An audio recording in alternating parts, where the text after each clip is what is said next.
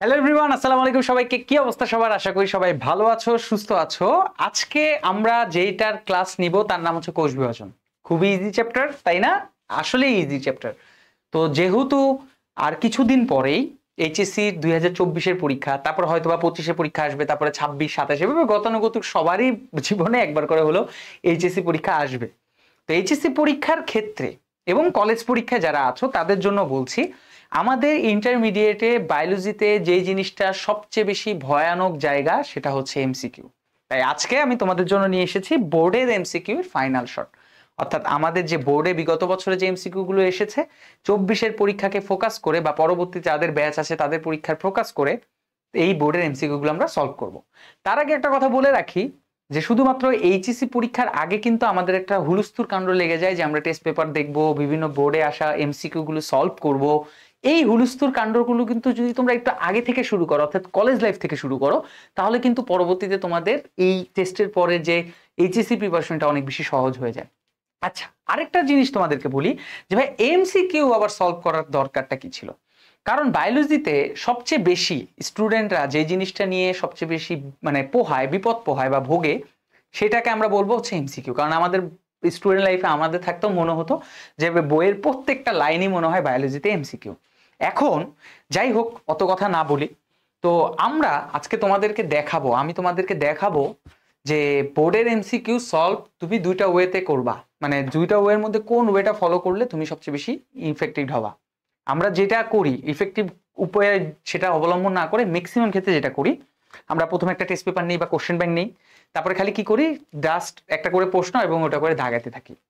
এইটাকে বলা হয় চর্চা। অর্থাৎ তুমি কতটুকু পারো ওই অধ্যায়টা, তুমি যদি প্রত্যেকটা প্রশ্ন এবং সেটা সঠিক অ্যান্সার দাগিয়ে দাগিয়ে পরে মিলাও যে দেখি অ্যান্সারগুলো হয়েছে কিনা, এইটাকে বলা হয়ে থাকে চর্চা। কিন্তু আমি যে স্টাইলে আজকে তোমাদেরকে এমসিকিউ গুলো করে সলভ করে দেখাবো, তোমরা ধরো একটা এমসিকিউ সলভ করার পরে মনে করো একটা কোশ্চেন আসলো, অমুক জিনিসকে কি বলা হয়, তমুক বলা হয়, আমি অ্যান্সার লাগাই দিলাম, ওকে ফাইন, ক্লাস শেষ। এটা হচ্ছে চর্চার মতো। এটা তুমিও জানো, আমিও জানি, এটা তো তুমি নিজেই করতে পারতা, ভিডিও দেখে করার কি ছিল। কিন্তু আমি যে অবলম্বনটা আজকে করব সেটা যদি তুমি নিজেও এমসিকিউ সলভ করার ক্ষেত্রে করে থাকো, আমি এতটুকু গ্যারান্টি দিয়ে বলতে পারি 100-তে 100 যে তুমি অনেক কিছুই একটা এমসিকিউ সলভ করার মাধ্যমে শিখবা। সেটা কি? আমি তোমাকে মিনিমাম যে কোনো প্রশ্ন থেকে 4টা তথ্য তোমাদেরকে মিনিমাম শেখাবো, এর বেশি তথ্য আমি তোমাদেরকে শেখাতে পারি, সেটা ডিপেন্ড করবে এমসিকিউ এর উপর। তো এখন চলো দেখে নিই যে কিভাবে আসলে এমসিকিউ গুলো সলভ করলে তুমি সবচেয়ে বেশি ইফেক্টিভ ওয়েতে, তোমার সময়ও নষ্ট হবে না, পড়াশোনাটাও অনেক বেশি ভালো লাগবে, এবং সেই সাথে তোমার অনেক বেশি ওই সলভের কারণে যে তুমি অনেক বেশি জ্ঞান অর্জন করতে পারবা সেই টেকনিকটা তোমাদেরকে দেখাই। তো সর্বপ্রথম চলো আমরা যে কোশ্চেনটা দেখবো, কোশ্চেনটা হচ্ছে রাজশাহী বোর্ড 2022 এবং কুমিল্লা বোর্ড 2022, একই সাথে 2022 সালে দুই বোর্ডে এসেছিল। তো প্রশ্নটা হচ্ছে মায়োসিস কোষ বিভাজন প্রক্রিয়া নিউক্লিয়াসের প্রথম ও দ্বিতীয় বিভাজনের মধ্যবর্তী সময়কে কি বলে? অথবা যেটা কুমিল্লা বোর্ডে প্রশ্ন এসেছিল সেটা হচ্ছে যে মিওসিস কোষ বিভাজন প্রক্রিয়ায় নিউক্লিয়াসের প্রথম ও দ্বিতীয় বিভক্তির মধ্যবর্তী সময়কে কি বলে? ধরো একজন র্যান্ডম স্টুডেন্ট হিসেবে আমি তোমাদের মতো থাকলে টেস্ট পেপারে এই প্রশ্নটা দেখতাম, ধরো অ্যান্সার দেওয়া নাই, আমি অ্যান্সারটা জানি, সেটার নাম হচ্ছে ইন্টারকাইনেসিস, আমি দাগিয়ে আসতাম। এইটাকে বলা হয় চর্চা। তুমি যদি এভাবে করো তাহলে এটা জাস্ট তুমি কতটুকু পারো অধ্যায়টা পড়ার পরে এটা চর্চা হিসেবে থাকবে। কিন্তু তুমি পারার পরেও বাকি 3টা অপশনকে নিয়ে যদি তুমি চিন্তা করো, তাহলে তুমি একটা এমসিকিউ সলভ করার মাধ্যমে যে এই যে তথ্যটা পেলা, এটার পাশাপাশি তুমি আরো তথ্য গেইন বা অর্জন করতে পারবা। কিভাবে?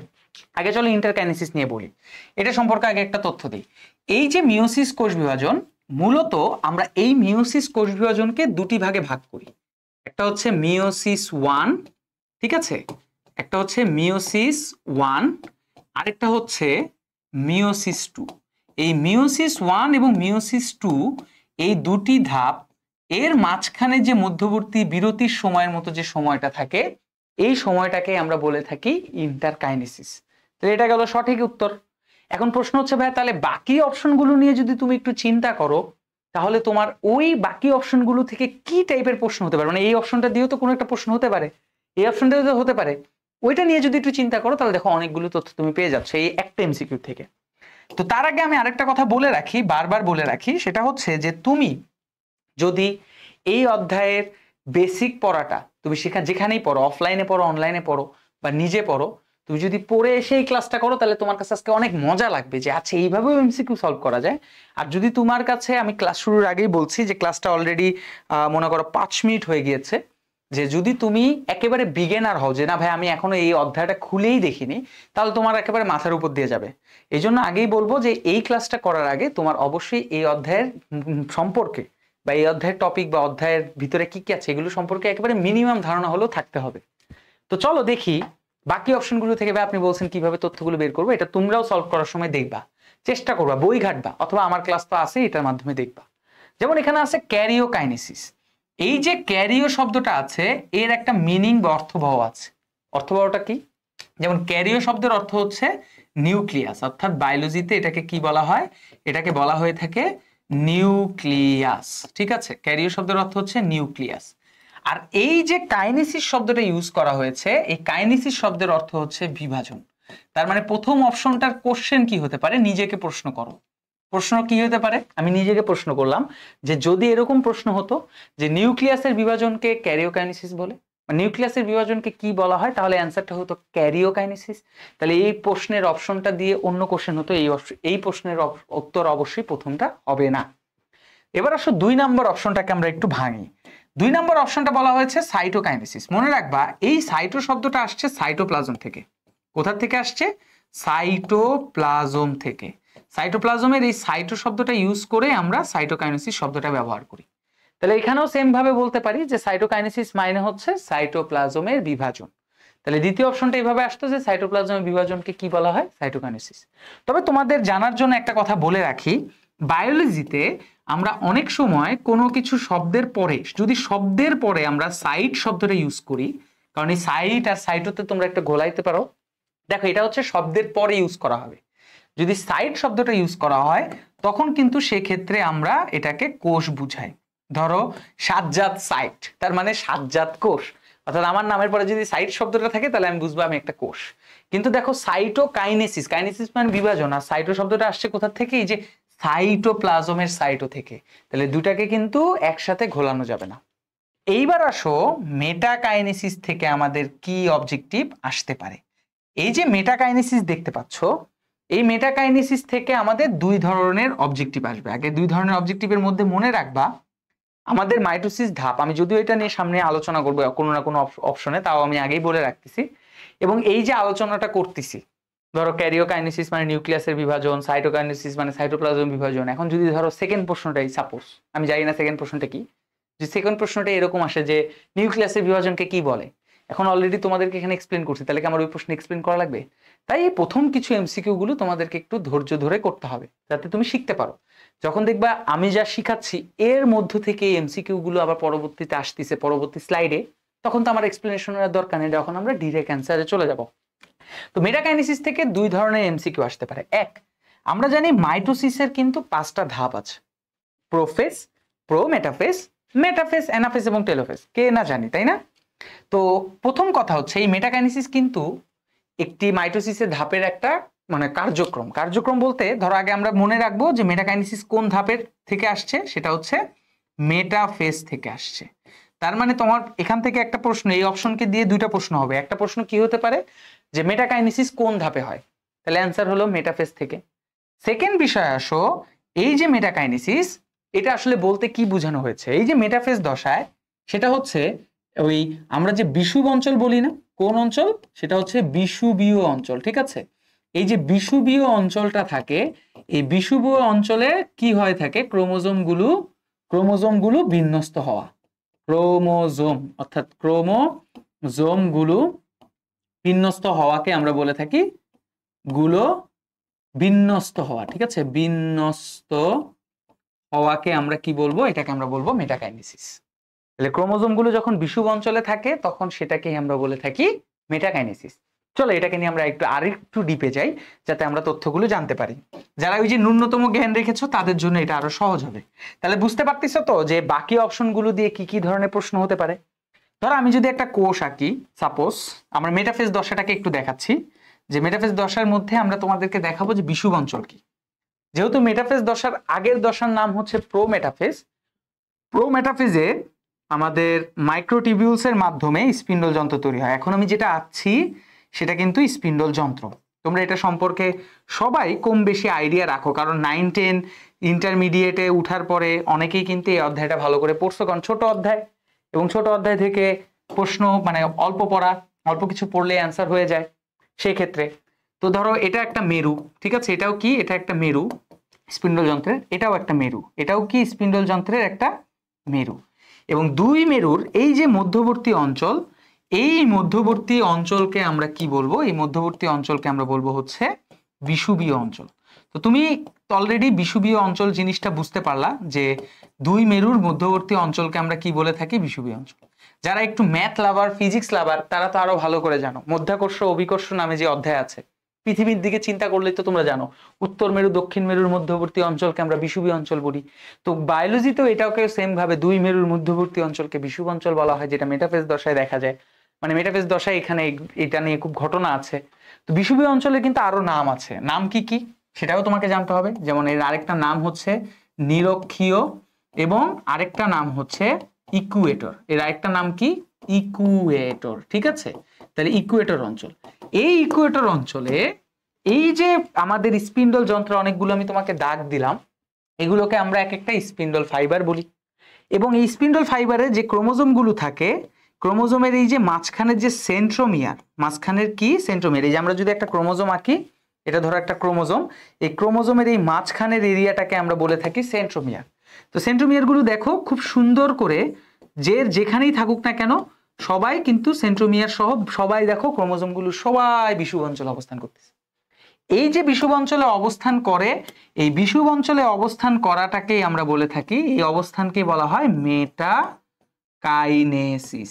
তাহলে আমরা মেটাকাইনেসিস থেকে জানতে যে কত ডিপে চলে গেলাম। মেটাকাইনেসিস জিনিসটা কি সেটা বুঝলাম, বিষুবীয় অঞ্চলে জিনিসটা কি সেটা বুঝলাম, ক্রোমোজোমে সেন্ট্রোমিয়ার যুক্ত হয় সেটা বুঝলাম। আবার আরেকটা জিনিস দেখো, আমরা কিন্তু নরমালি সব ফাইবারকেই, আমরা সকল ফাইবার, এই যে এইটা হচ্ছে পুরোটা স্পিন্ডল যন্ত্র, প্রত্যেকটা ফাইবারকে আমরা কি বলবো, এই স্পিন্ডল যন্ত্রের প্রত্যেকটা ফাইবারকে আমরা বলবো হচ্ছে স্পিন্ডল ফাইবার। এই যে যা বলতেছি এগুলো কিন্তু আবার সব হচ্ছে কোথায় হবে, প্রোমেটাফেজে। কিন্তু দেখো আমি এখানে 5টা ফাইবার আঁকছি, 5টা ফাইবারের মধ্যে 4টা ফাইবারে আমি মনে করো ক্রোমোজোম লাগাই দিয়েছি। তাহলে যেই ক্রোমোজোম গুলো সেন্ট্রোমিয়ার যুক্ত, স্পেশালি সেই ফাইবার গুলোকে আমরা বলি ট্রাকশন ফাইবার। অর্থাৎ তোমাদেরকে কনফিউশনটা আবার ক্লিয়ার করে দিচ্ছি, তাহলে আবার ভালোভাবে বুঝবা। মানে আমার মোট কথা হচ্ছে এখানে 5টা ফাইবারকে আমি স্পিন্ডল ফাইবার বলবো, যেহেতু স্পিন্ডল যন্ত্রের ফাইবার স্পিন্ডল ফাইবার। কিন্তু স্পেশালি এই 5টা ফাইবারের মধ্যে বা সুতা বা তন্তুর মধ্যে যে সকল ফাইবারের সাথে ক্রোমোজোমে সেন্ট্রোমিয়ার যুক্ত, তাদেরকে স্পেশালি ট্রাকশন ফাইবার বলবো।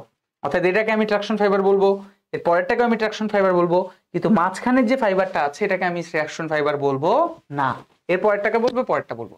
এই যে traction fibre, spindle fibre, spindle যন্ত্র ভাগ, এটা কিন্তু আগেই বলে নিচ্ছি, এটা কিন্তু প্রোমেটাফেজে হয়।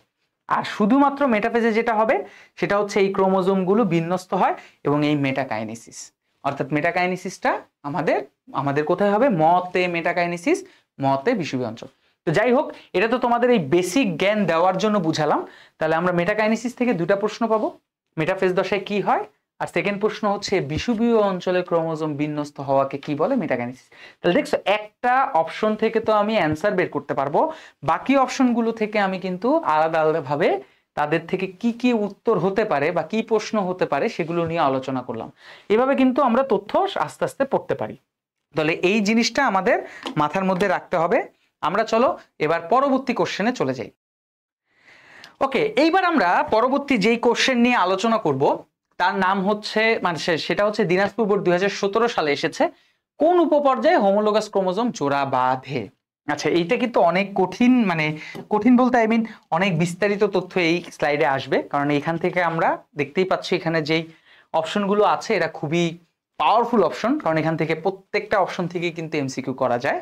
তো যাই হোক, আমরা আগে এটা নরমালি র্যান্ডমলি যদি অ্যান্সার বলি তাহলে অ্যান্সার হবে হচ্ছে জাইগোটিন, অর্থাৎ জাইগোটিনে ক্রোমোজোম জোড়া বাঁধে। তো আমরা এখানে একটু তোমাদেরকে ছোট্ট করে এক্সপ্লেইন করি যে বাকি অপশনগুলো থেকে যে আমাদের কি কি টাইপের প্রশ্ন হতে পারে আর ওই টাইপের প্রশ্নগুলো থেকে আমরা কি অ্যান্সার করবো। যেমন প্রথমে আমি লেপ্টোটিন নিয়ে বলি, আমি কি কাকে নিয়ে বলবো, সেটা হচ্ছে লেপ্টোটিন, ঠিক আছে। লেপটোটিন যেটা আছে, এই লেপটোটিন যে দশা আছে, এই লেপটোটিনে একটা প্রশ্নই, একটা কথাই তোমার হচ্ছে, জাস্ট একটা শব্দ তুমি মনে রাখবা, এই একটা শব্দ দিয়ে তোমার এমসিকিউ হবে। সেটা হচ্ছে ফুলের মতো বুকেট। কিসের মতো? ফুলের বুকেট। ঠিক আছে, ফুলের বুকেট। প্রশ্ন হচ্ছে এটা বুকেটটা কি, আর এটা দেখতেই বা কেমন। দেখো, বুকেট মানে হচ্ছে যখন আমাদের কখনো কারো জন্মদিন, কখনো কোনো প্রোগ্রামে, আমরা কোনো মনে করো অনুষ্ঠানে আমরা যদি কোনো গিফট নিয়ে যেতে চাই ফুলের, তাহলে আমরা ফুলের তোড়া নিয়ে যাই না? ওই তোড়াটাকে আমরা বলে থাকি ফুলের বুকেট। তো লেপটোটিনে খালি একটা ওয়ার্ড মাথায় রাখবা, সেটা হচ্ছে ফুলের বুকেট। তার মানে তোমার শব্দটা এরকম আসবে যে বুকেট, ফুলের বুকেটটি কোথায় দেখা যায়। আর যদি র্যান্ডমলি ভিজুয়ালাইজ করতে চাও যে নর্মালি আমাদের এই যে লেপটোটিন দশা, এই লেপটোটিন দশায় আসলে কেমন থাকে বা কি ধরনের অবস্থা হয়, তাহলে আমাদের কি রকম মানে অবস্থাটা হতে পারে, সেটা চলো আমি তোমাদেরকে একটু। আমরা যদি একটু ভিজুয়ালাইজ করি, তাহলে ভিজুয়ালাইজ করতে গেলে আমরা দেখতে পাচ্ছি এইখানে ধরো যে নিউক্লিয়াস থাকে, এটা নিউক্লিয়ার আবরণী, তারপরে ভিতরে থাকে ধরো নিউক্লিওলাস, এবং ভিতরের যে ক্রোমোজোম গুলো থাকে, এই ক্রোমোজোম গুলো এমন ভাবে সুসজ্জিত থাকবে, কি থাকবে? এমন ভাবে সুসজ্জিত থাকবে যাকে দেখে অনেকটা ফুলের তোড়া মনে হয়। বাইরে থেকে কি মনে হবে? ফুলের তোড়া। ঠিক আছে, যাকে দেখে কি মনে হবে? ফুলের তোড়া। অর্থাৎ যারা বিজ্ঞানীরা ছিলেন, তারা যখন লেপটোটিন পর্যায়ে অবস্থানটাকে পর্যবেক্ষণ করলেন, তখন দেখে বলল যে এই যে ক্রোমোজোমের ভিতর, মানে নিউক্লিয়াসের ভিতর যে ক্রোমোজোম গুলো থাকে, এটা তো দেখতে একটা ফুলের তোড়ার মতো, তাই তখন নাম দিল হচ্ছে ফুলের বুকেট, অর্থাৎ বুকেটের মতো থাকে। আচ্ছা গেল।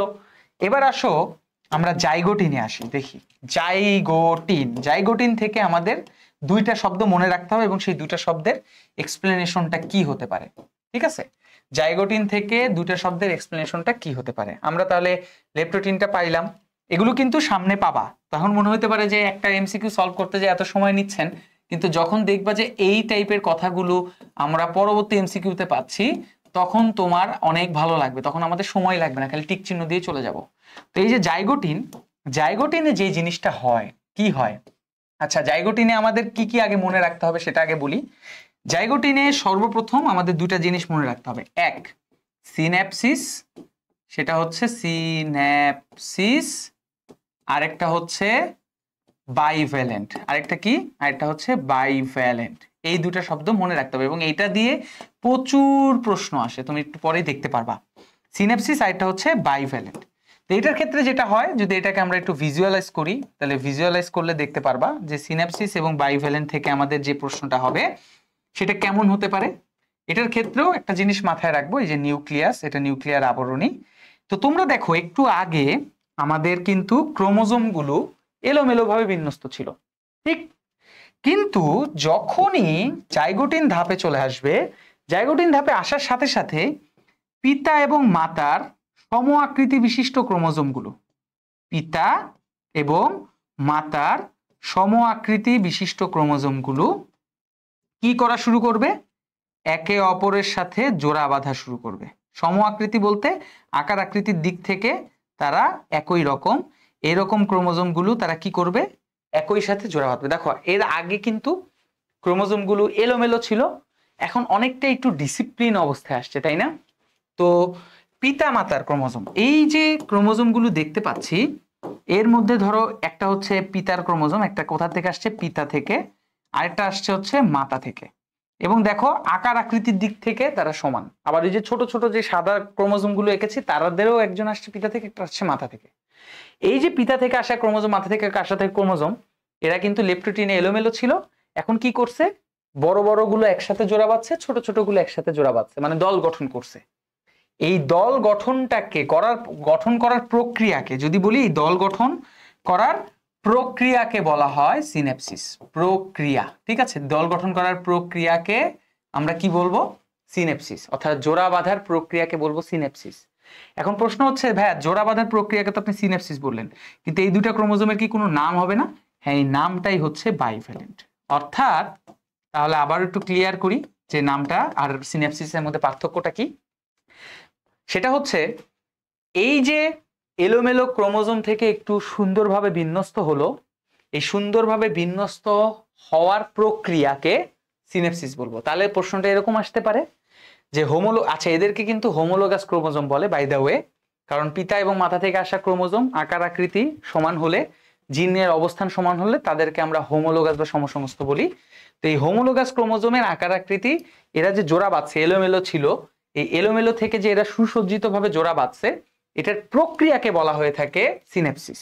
এটার যেমন প্রক্রিয়াকে কি বলবো, সিনেপসিস। ধরো এটা পিতা থেকে আসছে, এটা মাথা থেকে আসছে, একটা ক্রোমোজোম মনে করো এইভাবে এভাবে, একজন এভাবে র্যান্ডমলি এলোমেলো ছিল, তারা কাছাকাছি আসলো, তারপরে তাদের দুইজনের শেষ প্রান্ত আস্তে আস্তে জোড়া লাগলো এবং একসাথে এইভাবে জোড়া লাগলো। এই অবস্থাকে আমরা, এই যে প্রক্রিয়াটা, অথবা ধরো মিডিল আমাদের যে ক্রোমোজোমের সেন্ট্রোমিয়ার থেকে তারা আগে এসে জোড়া লাগলো, এই জোড়া লাগার প্রক্রিয়া, যে বিভিন্নভাবে জোড়া লাগতেছে তারপর আলাদা হয়ে যাচ্ছে, প্রক্রিয়া সিনেপসিস। এবং জোড়া বাঁধার পরে যখন এক জোড়া ক্রোমোজোম আলাদা আলাদা তৈরি করলো, তখন এই আলাদা আলাদা গ্রুপের নাম হলো বাইভ্যালেন্ট। নামটাকে কি বলবো, বাইভ্যালেন্ট। এটা মাথায় রাখবো, নামটাকে আমরা কি বলি, বাইভ্যালেন্ট। তাহলে এখান থেকে জাস্ট দুইটা শব্দ, এখান থেকে কত রকম, 4 রকম 3 রকম কোশ্চেন হতে পারে। প্রশ্ন হতে পারে জোড়া বাঁধা ক্রোমোজোম জোড়ার প্রক্রিয়া পাইলে সিনেপসিস, আর জোড়া বাঁধার ক্রোমোজোম জোড়াকে কি বলবো, কখন সময় জোড়া বাঁধে, তো এটা দিয়ে একটা প্রশ্ন আসতে পারে জাইগোটিন। আর জোড়া বাঁধার পরে ক্রোমোজোম জোড়াকে কি বলবো, মানে কি নামে ডাকবো, নাম যদি জিজ্ঞেস করে তাহলে বাইভ্যালেন্ট। এবার আসো আমরা দেখি প্যাকাইটিন থেকে আমাদের কি ধরনের প্রশ্ন আসতে পারে। প্যাকাইটিন, ঠিক আছে, প্যাকাইটিন থেকে আমাদের কি ধরনের প্রশ্ন আসতে পারে। প্যাকাইটিন থেকে আমাদের 4টা ওয়ার্ড মনে রাখতে হবে। প্যাকাইটিন, ঠিক আছে, প্যাকাইটিন। এই প্যাকাইটিন থেকে আমাদের কি কি ওয়ার্ড মনে রাখতে হবে এবং সেগুলোর এক্সপ্লেনেশন কি হতে পারে। প্যাকাইটিন থেকে আমাদের যে শব্দগুলো মনে রাখতে হবে, যেমন একটা হচ্ছে সিস্টার নন সিস্টার ক্রোমাটিড, সিস্টার নন সিস্টার ক্রোমাটিড, ঠিক আছে, নন সিস্টার ক্রোমাটিড।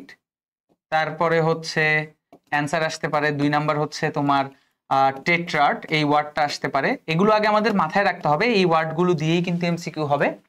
তারপরে আসবে হচ্ছে কায়াজমা, কায়াজমা, এবং সর্বশেষ হচ্ছে 4 নাম্বারে ক্রসিং ওভার।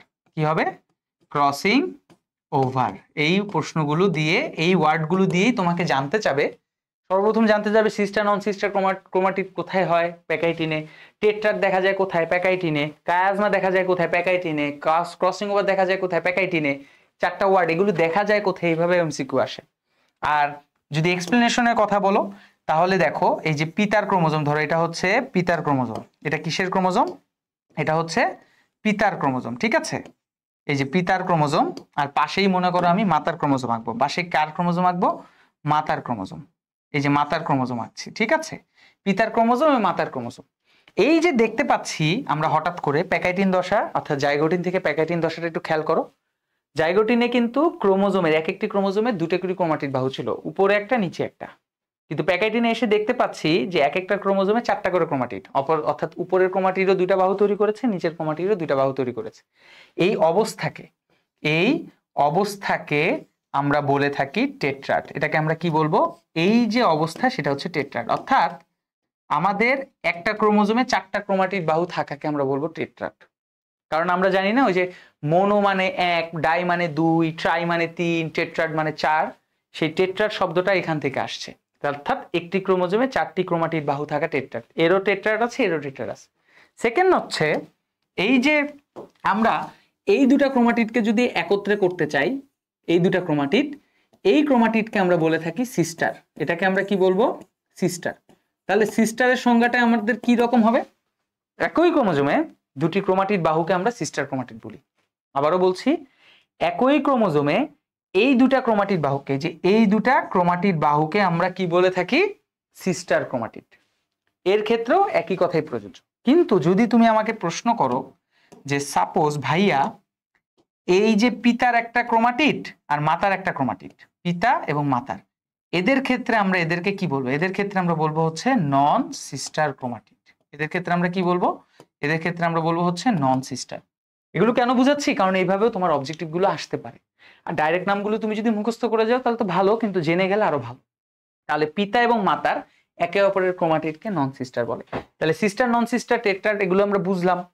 এখন কায়াজমা কি, ক্রসিং ওভার কি। কায়াজমা ক্রসিং ওভার জিনিসটা কি জানো, ধরো মনে করো এটা, যদিও তারা দুজন একই ক্রোমোজোম না, তারপরে ধরে নিচ্ছে, মনে করো এটা, ধরো লালটা আসছে পিতার ক্রোমোজোম, এটা হচ্ছে মাতার ক্রোমোজোম। ধরো এটা হচ্ছে পিতার ক্রোমোজোমের ক্রোমাটিড বাহু, আর এটা হচ্ছে মাতার ক্রোমোজোমের ক্রোমাটিড বাহু। এখন দেখো এই যে ক্রোমাটিড বাহু, এই ক্রোমাটিড বাহুগুলো একটা নির্দিষ্ট পরিমাণ সমান অংশ একে অপরের বিনিময় ঘটবে, মানে পিতার ক্রোমোজোমের এই ক্রোমাটিড বাহু এবং মাতার ক্রোমোজোমের এই ক্রোমাটিড বাহু এরা একে অপরের কি করবে, যে এরকম একে অপরের বিনিময় ঘটাবে। এই যে বিনিময় ঘটাবে, দেখছো বিনিময় ঘটাইলাম না আমরা, এই যে বিনিময় ঘটালাম। এই যে বিনিময় হলো পিতার ক্রোমাটিড মাতার ক্রোমাটিডের নির্দিষ্ট অংশে, এটাকে আমরা ক্রসিং ওভার বলি। কিন্তু এই ক্রসিং ওভার সম্পন্ন করার ক্ষেত্রে আগে তোমার কি করতে হবে, একে অপরের সাথে জোড়া লাগবে। জোড়াটা ঠিক এরকম লাগে যে ধরো পিতার ক্রোমোজোমটা, ধরো পিতার ক্রোমোজোম, পিতার ক্রোমোজোম, পিতার ক্রোমোজোম, ঠিক আছে, আর মাতার ক্রোমোজোমটা কই, এই যে পাশে হচ্ছে মাতার ক্রোমোজোম, মনে করো মাতার ক্রোমোজোম, এই যে মাতার ক্রোমোজোম, ঠিক আছে। এই যে পিতার ক্রোমোজোম এবং মাতার ক্রোমোজোম তারা দেখো একে অপরের সাথে জোড়া লাগছেন, যে অংশটুকু তারা, যে নির্দিষ্ট অংশটুকু তারা একে অপরের সাথে বিনিময় ঘটাবে, এই যে এর এই অংশটুকু বিনিময় ঘটাবে, এর এই অংশটুকু বিনিময় ঘটাবে। কিন্তু বিনিময় ঘটানোর আগে তোমরা একটা খেয়াল করে দেখো, এরা যখন পিতার এবং মাতার নন সিস্টার ক্রোমাটিড, আমরা জানি না যে পিতার ক্রোমাটিড এবং মাতার ক্রোমাটিড একে অপরের নন সিস্টার, নন মানে কি না, সিস্টার না মানে বোন না, এরকম এদের মাঝখানে দেখো জোড়া লাগছে কি আকৃতির, এক্স আকৃতির। এই এক্স আকৃতির জোড়াকে আমরা বলি কায়াজমা। এটাকে আমরা কি বলবো, এটাকে আমরা বলবো হচ্ছে কায়াজমা। আর যখনই তাদের নির্দিষ্ট পরিমাণ অংশ একে অপরকে দিয়ে দিবে তখনই সেটাকে বলা হয় ক্রসিং ওভার। তাহলে ক্রসিং ওভার কায়াজমা কি, কোথায় দেখা যায়, এটা আমাদের মনে রাখবো। এবং সর্বশেষ আমাদের এই যে ডিপ্লোটিন যেটা আছে, এই ডিপ্লোটিন থেকে আমরা জাস্ট 2 থেকে 3টা ওয়ার্ড মনে রাখবো। ডিপ্লোটিন, ঠিক আছে, ডিপ্লোটিন থেকে আমরা 2 থেকে 3টা ওয়ার্ড মনে রাখবো। ডিপ্লোটিন থেকে একটা ওয়ার্ড মনে রাখবো কি, সেটা হচ্ছে প্রান্তীয়করণ, ঠিক আছে, প্রান্তীয়করণ, একে অপরের ক্রোমোজোম ক্রোমাটিডকে এক প্রান্তে নিয়ে যাওয়া। আর 2 নাম্বার হচ্ছে লুপ, এবং লুপের ক্ষেত্রে 2টা ডিগ্রি মনে রাখবো, সেটা হচ্ছে 90 ডিগ্রি আর এটা হচ্ছে 180 ডিগ্রি। এবং 90 ডিগ্রি যেটা, সেটা হচ্ছে 2টি বাহু মনে রাখবা, আর 180 ডিগ্রি যেটা, সেটা হচ্ছে একটি বাহু।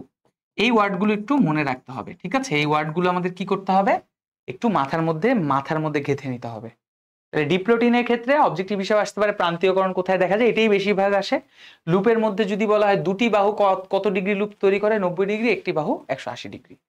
সো এই যে বললাম, এই যে এতক্ষণ ধরে একটা এমসিকিউ নিয়ে প্যাক করলাম, আমি বলতে পারি এত সময় লাগলো একটা এমসিকিউ জানতে গেলে, কিন্তু এরপরে দেখবা যে এরকম রিলেটেড এমসিকিউ আসলে তোমার কাছে ভালো লাগবে, যারা আমিও তো পারি। আশা করি এখান থেকে আমরা অনেকগুলো অ্যান্সার জানলাম, কি কোনটাকে কি বলে। আমরা এবার চলো নেক্সট প্রশ্নে চলে যাই। এখানে প্রশ্নটা হচ্ছে, কোন ধাপে জীবের বৈচিত্র্য সৃষ্টির প্রক্রিয়ার সূচনা হয়। দেখো এই প্রশ্নটা থেকেও কিন্তু তুমি আগের প্রশ্ন থেকে অ্যান্সার করতে পারবা। বৈচিত্র্য সৃষ্টির প্রক্রিয়া, প্রশ্নটাকে আমরা একটু মার্ক করি। দেখো ওইখানে এই অপশনগুলো আছে না, লেপ্টোটিন, জাইগোটিন, প্যাকাইটিন, ডিপ্লোটিন, আগের অপশনের মতোই অপশন আছে। তাহলে আমাদের বেঁচে গেলাম যে এখানে আমাদের ব্যাখ্যার সবগুলো করা লাগবে না। তো আমাদেরকে এখানে কি বলছে, বৈচিত্র্য সৃষ্টি। বৈচিত্র্য সৃষ্টি কখন হয়েছিল, যখন আমি পিতা এবং মাতার ক্রোমোজোম, এটা হচ্ছে পিতার ক্রোমোজোম, এটা হচ্ছে মাতার ক্রোমোজোম, পিতার ক্রোমোজোমের বৈশিষ্ট্যগুলোকে মানে বৈশিষ্ট্য সম্মিলিত ক্রোমাটিডকে মাতার ক্রোমোজোমের মধ্যে দিয়ে দিছিলাম, মাতার ক্রোমোজোমের ক্রোমাটিডের বৈশিষ্ট্য সম্পন্ন অংশটাকে আমি পিতার ক্রোমোজোমের মধ্যে দিয়ে দিচ্ছিলাম। বলতো এই জিনিসটা আমি একটু আগে কোথায় দেখাইছিলাম, ক্রসিং ওভার। তাহলে আমরা প্রশ্নটা কিন্তু ঘুরায় করছে, কি করছে, ঘুরায় করছে। এই যে বৈচিত্র্য সৃষ্টি, এই বৈচিত্র্য সৃষ্টিটা হবে হচ্ছে ক্রসিং ওভার। ক্রসিং ওভার হওয়ার কারণেই বৈচিত্র্য হয়। এই জন্যই আমরা দেখা যায় যে আমাদের মধ্যে বাবার মতো দেখতে বৈশিষ্ট্য থাকে 80%, মায়ের মতো দেখতে বৈশিষ্ট্য আছে 20%, অথবা 80% মা 20% বাবা, মানে বাবা মার মিক্স বৈশিষ্ট্য আমরা পাই। কি কারণে, ক্রসিং ওভার। আর একটু আগে আমরা ক্রসিং ওভার কোন ধাপে দেখাইছিলাম, প্যাকাইটিনে এই যে ক্রসিং ওভার দেখা গিয়েছিল, তাই না। তাহলে এটার অ্যান্সার কি হবে, তাহলে এটার অ্যান্সার হবে হচ্ছে প্যাকাইটিন। আর বাকিগুলো তো ব্যাখ্যা করা লাগলো না, কারণ বাকিগুলোতে কি আসবে সেটা তো আগেই বলে দিয়েছি। সো এটা হচ্ছে তার অ্যান্সার। চলো আমরা আবার নেক্সট প্রশ্নে চলে যাব। নেক্সট প্রশ্নটা, ওয়াও খুব সুন্দর একটা প্রশ্ন, যেটা দেখো ও মাই গড কত জায়গায় এসেছে, কোথায় কোথায় এসেছে দেখি। Dinajpur board 19, Comilla board 16, Rajshahi board 19, 16, 15, খুবই পছন্দ রাজশাহী বোর্ডের। ঢাকা বিশ্ববিদ্যালয় ভর্তি পরীক্ষা 2011-12, 2001 সালেও এসেছে। প্রশ্নটা হচ্ছে, নিচের কোন পর্যায়ে ক্রসিং ওভার শুরু হয়, অথবা ক্রসিং ওভার ঘটে কোন পর্যায়ে, অথবা মাইটোটিক কোষ, আচ্ছা মায়োটিক মানে মায়োসিসের কথাই বলছে, মায়োসিস কোষ বিভাজনে কোন দশায় ক্রসিং ওভার ঘটে?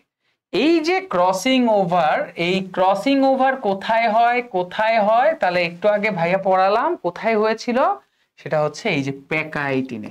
দেখছো আমি বললাম না যে একটা এমসিকিউতে তুমি একটু টাইম দিলা, এখন এই যে জাইগোটিন লেপ্টোটিন ডায়াগনোসিস এগুলোতে তোমার আলাদাভাবে এক্সপ্লেন করার দরকার নাই, কারণ তুমি অলরেডি খুঁজে ফেলেছো, জেনে ফেলেছো যে কোন কোন কোন অপশন দিয়ে কি ধরনের এমসিকিউ হয়। দেখছো প্রমাণটা, এগুলোই আসবে। তোমাকে জেনে রাখতে হবে কোন ধাপে কোন জিনিসটা হচ্ছে, সেই নামগুলো মনে রাখাটাও জরুরি। আবার ওই ধাপটা আসলে কিভাবে হয়, কি টাইপের হয়, সেটাও মনে রাখাটা জরুরি। তারপরে আসো আমরা নেক্সট প্রশ্নে চলে আসি।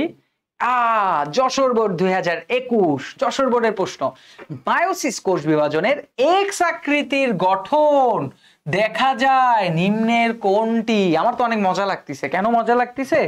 যে কষ্ট করলাম এই স্লাইডে। কোন স্লাইডে? এই স্লাইডে। এই স্লাইডে আমরা কষ্ট করেছি এবং এই যে এক্স আকৃতির কায়াজমা প্যাকাইটিনে হয়, কি কি হয় ব্যাখ্যা করেছি, কিন্তু আমাদের এখন অ্যান্সার করার ক্ষেত্রে ঘেটা ঘেটা আমরা অ্যান্সার করে দিচ্ছি। তাহলে এক্স আকৃতি গঠন বা এক্স আকৃতির কায়াজমা কোথায় হবে? সেটা হচ্ছে প্যাকাইটিনে। দেখছো এখন কি ভালো লাগতেছে? আশা করি তোমাদের এই এমসিকিউ সলভ এখন ভালো লাগবে। চলো আমরা নেক্সট প্রশ্নে আবার চলে যাই। নেক্সট প্রশ্নটা একটু ঢুকে গিয়েছে হয়তো বোর্ডের মধ্যে, যে মেডিকেল ভর্তি পরীক্ষা 90, 91, 88, 79, যাই হোক এটা বোর্ডের প্রশ্ন না, তাও দেখি প্রশ্নটা কি আসছে। যে মায়োসিস কোষ বিভাজনের কোন পর্যায়ে ক্রসিং ওভার বা কায়াজমা যে কোনো একটা সম্পন্ন হয়? কোন পর্যায়ে? আমরা সবাই জানি ভাইয়া প্যাকাইটিন। দেখছো প্যাকাইটিনটা কিন্তু সবার ফেভারিট, যে কোনো বোর্ডের টিচার যে কোনো ভর্তি পরীক্ষার ক্ষেত্রেও কিন্তু এই প্যাকাইটিনের ক্রসিং ওভার কোথায় হয়, কায়াজমা কোথায় হয়, এই টাইপের প্রশ্নগুলো কিন্তু অনেক পছন্দনীয় প্রশ্ন। তো আমরা চলো নেক্সট প্রশ্নে চলে যাই। আবারও সেম প্রশ্ন, চট্টগ্রাম বোর্ড 2022। আমার মনে হচ্ছে এবারও যারাই আছো পরীক্ষা দিচ্ছ, ঢাকা বোর্ড, ময়মনসিংহ, রাজশাহী, যশোর বোর্ড, যত বোর্ডে আছো এই প্রশ্নটা হয়তো বা পাবা। নিচের কোন ধাপে কায়াজমা সৃষ্টি হয়? অর্থাৎ কায়াজমা, ক্রসিং ওভার, কায়াজমা, এই ওয়ার্ডগুলো দিয়েই কিন্তু কতগুলো অবজেক্টিভ পেয়ে গেলাম। তো এটার অ্যান্সার হচ্ছে প্যাকাইটিন। সো ইজি, আমরা ব্যাখ্যা করে ফেলেছি। দেখছো আমার পরিশ্রম এখন অনেক কমে গিয়েছে, তোমাদেরও পরিশ্রম কমে গিয়েছে, কারণ বাকি অপশনগুলো ব্যাখ্যা করার এখানে আর দরকার নেই, একবার তোমরা ব্যাখ্যা করে ফেলেছি। চলো আমরা এবার পরের প্রশ্নে চলে যাই। প্রশ্নটা বলেছে প্রোফেজ 1 এর কোন উপদশায় লুপ তৈরি হয়? আচ্ছা তার আগে আমি এখানে একটা নতুন তথ্য তোমাদেরকে একটু দিয়ে রাখি। তথ্যটা হচ্ছে এই যে প্রোফেজ 1 এটা কিন্তু প্রধান পর্যায়, তাই না? আর এই প্রধান পর্যায়ের 5টা উপপর্যায় আছে। তো তার মধ্যে আমরা 4টা নাম জানি। একটা হচ্ছে লেপ্টোটিন, যেখানে ফুলের বুকেট দেখা যাবে, ঠিক আছে, লেপ্টোটিন, ফুলের মতো বুকেট। 2 নাম্বার হচ্ছে জাইগোটিন, যেখানে আমরা বলেছিলাম সিনেপসিস এবং বাইভ্যালেন্ট, এই কথাটা মনে রাখতে হবে। 3 নাম্বার হচ্ছে আমরা বলেছিলাম প্যাকাইটিন, সিরিয়ালি অনুযায়ী যদি আসে সেই ক্ষেত্রে আমাদের ক্রসিং ওভার, কায়াজমা, সিস্টার, নন সিস্টার, টেট্রাড মনে রাখতে হবে। 4 নাম্বার হচ্ছে ডিপ্লোটিন, এই জায়গা থেকে আমাদের মাথায় রাখতে হবে। এবং 5 নাম্বার যে ধাপ সেটার নাম হচ্ছে ডায়াকাইনেসিস। তবে মনে রাখবা ডায়াকাইনেসিস থেকে তেমন অবজেক্টিভ আসার মতো কোনো কিছু নেই, এই জন্য তোমাদেরকে দেখাইনি। এবং এক্ষেত্রে একটা তথ্য এক্সট্রা একটু দিয়ে রাখি যে ডিপ্লোটিনে নিউক্লিয়ার আবরণী, কারণ আমাদের মিওসিসের ক্ষেত্রেও তো নিউক্লিয়াসের যে আবরণ আছে, নিউক্লিয়ার আবরণী এবং নিউক্লিওলাস বিলুপ্ত হয়। এটা একটু মনে রেখো, আমরা তো পড়েছিলাম নিউক্লিওলাস বিলুপ্ত হয়, ঠিক আছে, বিলুপ্ত হওয়া শুরু করে আর কি, বিলুপ্ত হওয়া শুরু করে। অর্থাৎ তোমাকে যদি সোজা বাংলা ভাষায় বলি যে আমাদের প্রোফেজে কিন্তু সরাসরি নিউক্লিয়ার আবরণী নিউক্লিওলাস বিলুপ্ত শুরু করে, কিন্তু লেপ্টোটিন, জাইগোটিন, প্যাকাইটিনে এরা সুন্দরভাবে থাকে, এখানে কোনো বিলুপ্ত হবে না।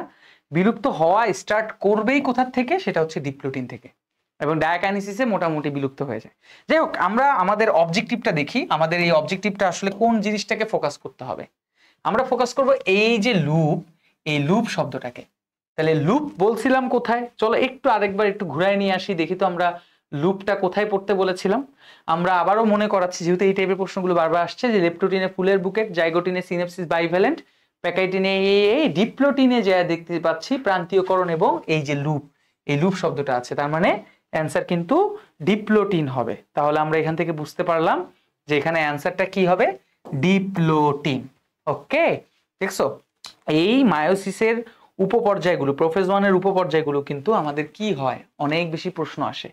দেখো নেক্সট প্রশ্ন হচ্ছে ম্যাথমেটিক্যাল প্রশ্ন, চট্টগ্রাম বোর্ড 2023, এবং সেই সাথে সম্ভবত আমি যতটুকু মনে আছে মেডিকেল ভর্তি পরীক্ষা 2023 ব্যাচের, সেখানেও কিন্তু এই প্রশ্নটা এসেছিল যে 2n যদি 8 হলে মাইটোসিসের মেটাফেজ দশায় কতটি ক্রোমাটিড দেখা যাবে। আচ্ছা, এখানে মজার বিষয় হচ্ছে, এটা একটু এক্সপ্লেন করি, এটা ম্যাথমেটিক্যালে মনে রাখবা, এই যে মেটাফেজ দশা, এই মেটাফেজ দশার একটা স্পেশাল বৈশিষ্ট্য আছে, এটা বলে রাখি। তোমরা তো একটা বৈশিষ্ট্য পেয়েছিলা, কি একটা বৈশিষ্ট্য পেয়েছিলা হচ্ছে মেটাকাইনেসিস, অর্থাৎ বিষুব অঞ্চলে বিন্যস্ত হওয়াকে আমরা মেটাকাইনেসিস বলি। আর একটা জিনিস হচ্ছে মানে ক্রোমোজোম গুলো মোটা ও খাটো হয়। আর একটা অপশন কি, ক্রোমোজোম মোটা ও খাটো হয়। ঠিক আছে, মোটা ও খাটো হয়। এবং এই প্রক্রিয়ার নাম, যদি প্রক্রিয়ার কথা জিজ্ঞেস করি, প্রক্রিয়ার নাম হচ্ছে কনডেনসেশন। ঠিক আছে, কনডেনসেশন, এই প্রক্রিয়ার নাম কি, কনডেনসেশন। কিন্তু মেটাফেজ দশায় একটা জিনিস মাথায় রাখবা, সেটা হচ্ছে সেন্ট্রোমিয়ার বিভক্ত হয়ে, সেন্ট্রোমিয়ার বিভক্ত হয়ে কি হবে, বিভক্ত হয়ে নতুন ক্রোমাটিড তৈরি করে এই দশার শেষের দিকে। এটাও লাগবে, দেখবে একটা সময় কোনো না কোনো অবজেক্টিভে লাগবে, ক্রোমাটিড তৈরি করে। যদিও আমরা এখনো মানে ওই মানে মাইটোসিসের যে ধাপগুলো আছে সেগুলো থেকে আমরা কি কি পড়বো, যেমন আমরা লেপ্টোটিন, জাইগোটিন, প্যাকাইটিন, ডিপ্লোটিন থেকে পড়লাম, তেমন ওগুলো এখনো বলিনি। তো এখন জিনিসটা হচ্ছে, যদি আমি তোমাকে বলি, ধরো একটা ক্রোমোজোম, তার 2টা করে ক্রোমাটিড বাহু আছে, 2টা ক্রোমাটিড বাহু যখন মেটাফেজ দশায় আসে তখন এই সেন্ট্রোমিয়ার বিভক্ত হয় এবং উপরের 2টা ক্রোমাটিড এবং নিচের 2টা ক্রোমাটিড করে মোট 4টা ক্রোমাটিড তৈরি করে। কয়টা তৈরি করে, 4টা। তাহলে যদি 2টি ক্রোমাটিড বাহু থাকে তৈরি করবে 4টা। আবারও বলছি, যদি একটি ক্রোমোজোমের 2টি ক্রোমাটিড বাহু থাকে তাহলে কয়টা ক্রোমাটিড মেটাফেজে যায় তৈরি হয়, 4টা। তাহলে এখানে বলছে যে যদি 8টা হয়, মানে 2n কোষের যদি 8টা হয়, তাহলে এর সাথে আমরা 2 গুণ দিব। কত গুণ দিব, 2 গুণ দিব, দিয়ে মনে রাখবো এটা হচ্ছে কতগুলো হবে, 16টা। তার মানে এই টাইপের প্রশ্নগুলো যদি আসে, সোজা বাংলা ভাষায় বলে দিব যে এই টাইপের যদি প্রশ্ন আসে যে 2n যদি 8 হলে মেটাফেজ, মাইটোসিস মেটাফেজ দশায় কতটি ক্রোমাটিড হয়, জাস্ট 2 দিয়ে গুণ দিবা, এবং গুণ দিলে আমরা দেখতে পাচ্ছি এখানে অ্যান্সার কত আছে, 16। অ্যান্সার কতগুলো আছে, 16টি। তো এটা মনে রাখবো। চলো আমরা নেক্সট প্রশ্নে চলে যাই। যশোর বোর্ড 2022 প্রশ্ন বলছে কোন দশায় ক্রোমোজোম কোষের বিষুবীয় অঞ্চলে বিন্যস্ত হয়। আচ্ছা, এইখানে আমরা চলো এবার তোমাদেরকে মাইটোসিসের দশাগুলো নিয়ে আলোচনা করব, কারণ যদি মাইটোসিসের এরকম টাইপের দশাগুলো জেনে ফেলতে পারি যে কোন কোন ওয়ার্ড বা কোন কোন শব্দ মনে রাখতে হবে, কারণ ওই শব্দগুলোই ঘুরে ফিরে তোমার কন্টিনিউয়াসলি কিন্তু বোর্ডে প্রশ্ন আসে, যেটা একটু আগে তোমাদেরকে মিওসিস 1 এর, প্রোফেজ 1 এর লেপ্টোটিন, জাইগোটিন, প্যাকাইটিনের বিস্তারিত দেখালাম। তো দেখো এখানে প্রশ্ন বলছে কোন দশায় ক্রোমোজোমের কি হয়, বিষুবীয় অঞ্চলে বিন্যস্ত হয়। তা আমরা সবাই জানি যে বিষুবীয় অঞ্চলে বিন্যস্ত হয়, এটা আমরা অলরেডি একটু আগে সর্বপ্রথম এমসিকিউ নিয়ে আলোচনা করেছিলাম, তখন বলেছিলাম যে এটার অ্যান্সার মেটাফেজ হবে। তো আমরা সবগুলোর এই জিনিসগুলো নিয়ে একটু আলোচনা করি, দেখি কোন দশায় আসলে কি হচ্ছে। যেমন 1 নাম্বার আমাদের মেটাফেজের দশার নাম হচ্ছে প্রোফেজ। ঠিক আছে, 1 নাম্বার দশার নাম কি, প্রোফেজ। আর এই প্রোফেজ দশায় কি কি হবে, কি কি জিনিস মনে রাখতে হবে। 1, জল বিয়োজন। তার মানে যদি প্রশ্ন করা হয় যে জল বিয়োজন কোথায় হয়, তাহলে অ্যান্সার আমরা কি দিব, অ্যান্সার আমরা দিব হচ্ছে প্রোফেজ। 2 নাম্বার হচ্ছে ক্রোমাটিড রং ধারণ করে, ক্রোমাটিড রং ধারণ করে। এই টাইপের প্রশ্নগুলো যদি আসে তাহলে বুঝতে হবে যে এটা কোথায়কার অ্যান্সার হবে, প্রোফেজে।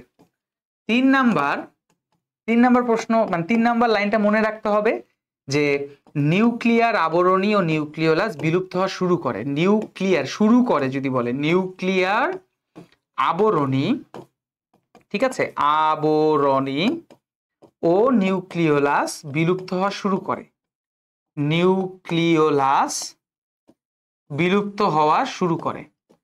তাহলে অ্যান্সার কি হবে? বিলুপ্ত হওয়া শুরু করে। ঠিক আছে, তাহলে অ্যান্সার কি হবে? শুরু করে। তাহলে অ্যান্সার হবে হচ্ছে আমাদের প্রোফেজ।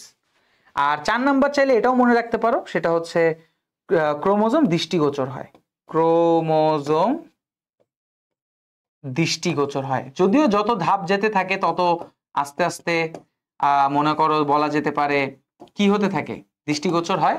সবচেয়ে বেশি ক্রোমোজোম গুলো আস্তে আস্তে আরো ভিজিবল হতে থাকে। আরেকটা জিনিস, সেটা খুবই ইম্পর্টেন্ট, দীর্ঘ পর্যায়, মানে যতগুলো পর্যায় আছে তার মধ্যে সবচেয়ে মানে লং টাইম যদি বলো, লং টাইম অর্থাৎ লং টাইম যদি বলো, তাহলে লং টাইম সময় যে নিবে তার নাম হচ্ছে প্রোফেজ। তাহলে প্রোফেজ থেকে আমরা এই লাইনগুলো একটু মনে রাখবো। কি কি মনে রাখবো? জল বিয়োজন আসলে প্রোফেজ। আরেকটা কথা, হ্যাঁ, প্রোফেজে যা যা হবে টেলোফেজে তার উল্টা হবে, তার মানে টেলোফেজও পড়া লাগতেছে না। জল বিয়োজন হবে, ক্রোমাটিড রং ধারণ করে, নিউক্লিয়ার আবরণী নিউক্লিওলাস বিলুপ্ত হওয়া শুরু করে। এই লাইনটা কিন্তু মাথায় রেখো। ক্রোমোজোম দৃষ্টিগোচর হয় লং টাইম, মানে সবচেয়ে দীর্ঘ সময় নেয়। ওকে, তারপরে আসো আমরা এবার যেটা নিয়ে কথা বলবো সেটা হচ্ছে প্রোমেটাফেজ। ওকে, কি নিয়ে কথা বলবো? প্রোমেটাফেজ। তো প্রোমেটাফেজ থেকে আমাদের কি কি জিনিস মনে রাখতে হবে চলো দেখি। 2 নাম্বার হচ্ছে প্রোমেটাফেজ। অনেক বিজ্ঞানী আছেন যারা এই প্রোমেটাফেজকে কি করতে চায় না, স্বীকৃতি দিতে চায় না, বলে যে না নাই। এই জন্য আমাদের প্রথম পয়েন্টই মনে রাখবো স্বল্পস্থায়ী, স্বল্পস্থায়ী। ঠিক আছে, অর্থাৎ সবচেয়ে অল্প সময়ে, শর্ট টাইমে যে জিনিসটা লাগে সেটার নাম হচ্ছে স্বল্পস্থায়ী পর্যায় আমাদের প্রোমেটাফেজ। 2 নাম্বার আসো, 2 নাম্বার ধাপ আমরা যেটা করব সেটা হচ্ছে, মানে এখান থেকে যেটা মনে রাখবো সেটা হচ্ছে স্পিন্ডল যন্ত্র তৈরি হওয়া। তোমাদেরকে প্রথম এমসিকিউতে দেখিয়েছিলাম যে স্পিন্ডল যন্ত্র দেখতে কেমন হয়। স্পিন্ডল যন্ত্র তৈরি হয়, অর্থাৎ এই ধাপে কি হবে? স্পিন্ডল যন্ত্র তৈরি হবে। এই পয়েন্টটা মনে রাখতে হবে, এটা প্রোমেটাফেজে হয়। 3 নাম্বার, স্পিন্ডল যন্ত্রের মধ্যে স্পিন্ডল ফাইবার, ট্রাকশন ফাইবারটা বুঝতে হবে। স্পিন্ডল ফাইবার, ট্রাকশন ফাইবার, এটা আমাদের মনে রাখতে হবে। আরেকটা কি? Traction fibre. এই জিনিসগুলো মনে রাখতে হবে, ট্রাকশন ফাইবার। 4 নাম্বার আমরা যদি বলি সেটা হচ্ছে ক্রোমোজোম নিত্য, ক্রোমোজোম নিত্য। আর 5 নাম্বার ক্ষেত্রে আমাদের যে জিনিসটা মাথায় রাখতে হবে সেটা হচ্ছে প্রায় নিউক্লিয়ার আবরণী, নিউক্লিয়ার আবরণী। ঠিক আছে, নিউক্লিয়ার আবরণী ও নিউক্লিওলাস বিলুপ্ত হয়। নিউক্লিওলাস কি হয়? বিলুপ্ত হয়। প্রায় মানে হচ্ছে যে প্রায় 90% বা 95% বলা যায়, সম্পূর্ণ না। সম্পূর্ণ কিন্তু বলা হয় না, কারণ এইটা নিয়ে কিন্তু প্যাচ আছে। এই জন্য আমি বারবার এখানে নিউক্লিয়ার বিলুপ্ত হওয়া শুরু হয়, প্রায় নিউক্লিওলাস বিলুপ্ত হয়, এটা নিয়ে একটু প্যাচ আছে।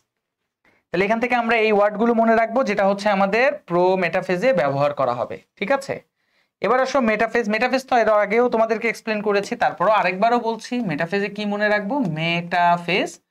মেটাফেজের ক্ষেত্রে আমাদের যে 1 নাম্বার হচ্ছে কি? মেটাকাইনেসিস, অর্থাৎ বিষুব অঞ্চলে বিন্যস্ত হওয়া, মেটাকাইনেসিস, এটা মাথায় রাখতে হবে। 2 নাম্বার হচ্ছে কি মনে রাখতে হবে? কন্ডেনসেশন, যেটাকে আমরা বাংলায় যদি বলি তাহলে হচ্ছে ক্রোমোজোম সবচেয়ে মোটা ও খাটো হওয়া, অর্থাৎ এই দশায় সবচেয়ে মোটা ও খাটো হওয়া কে?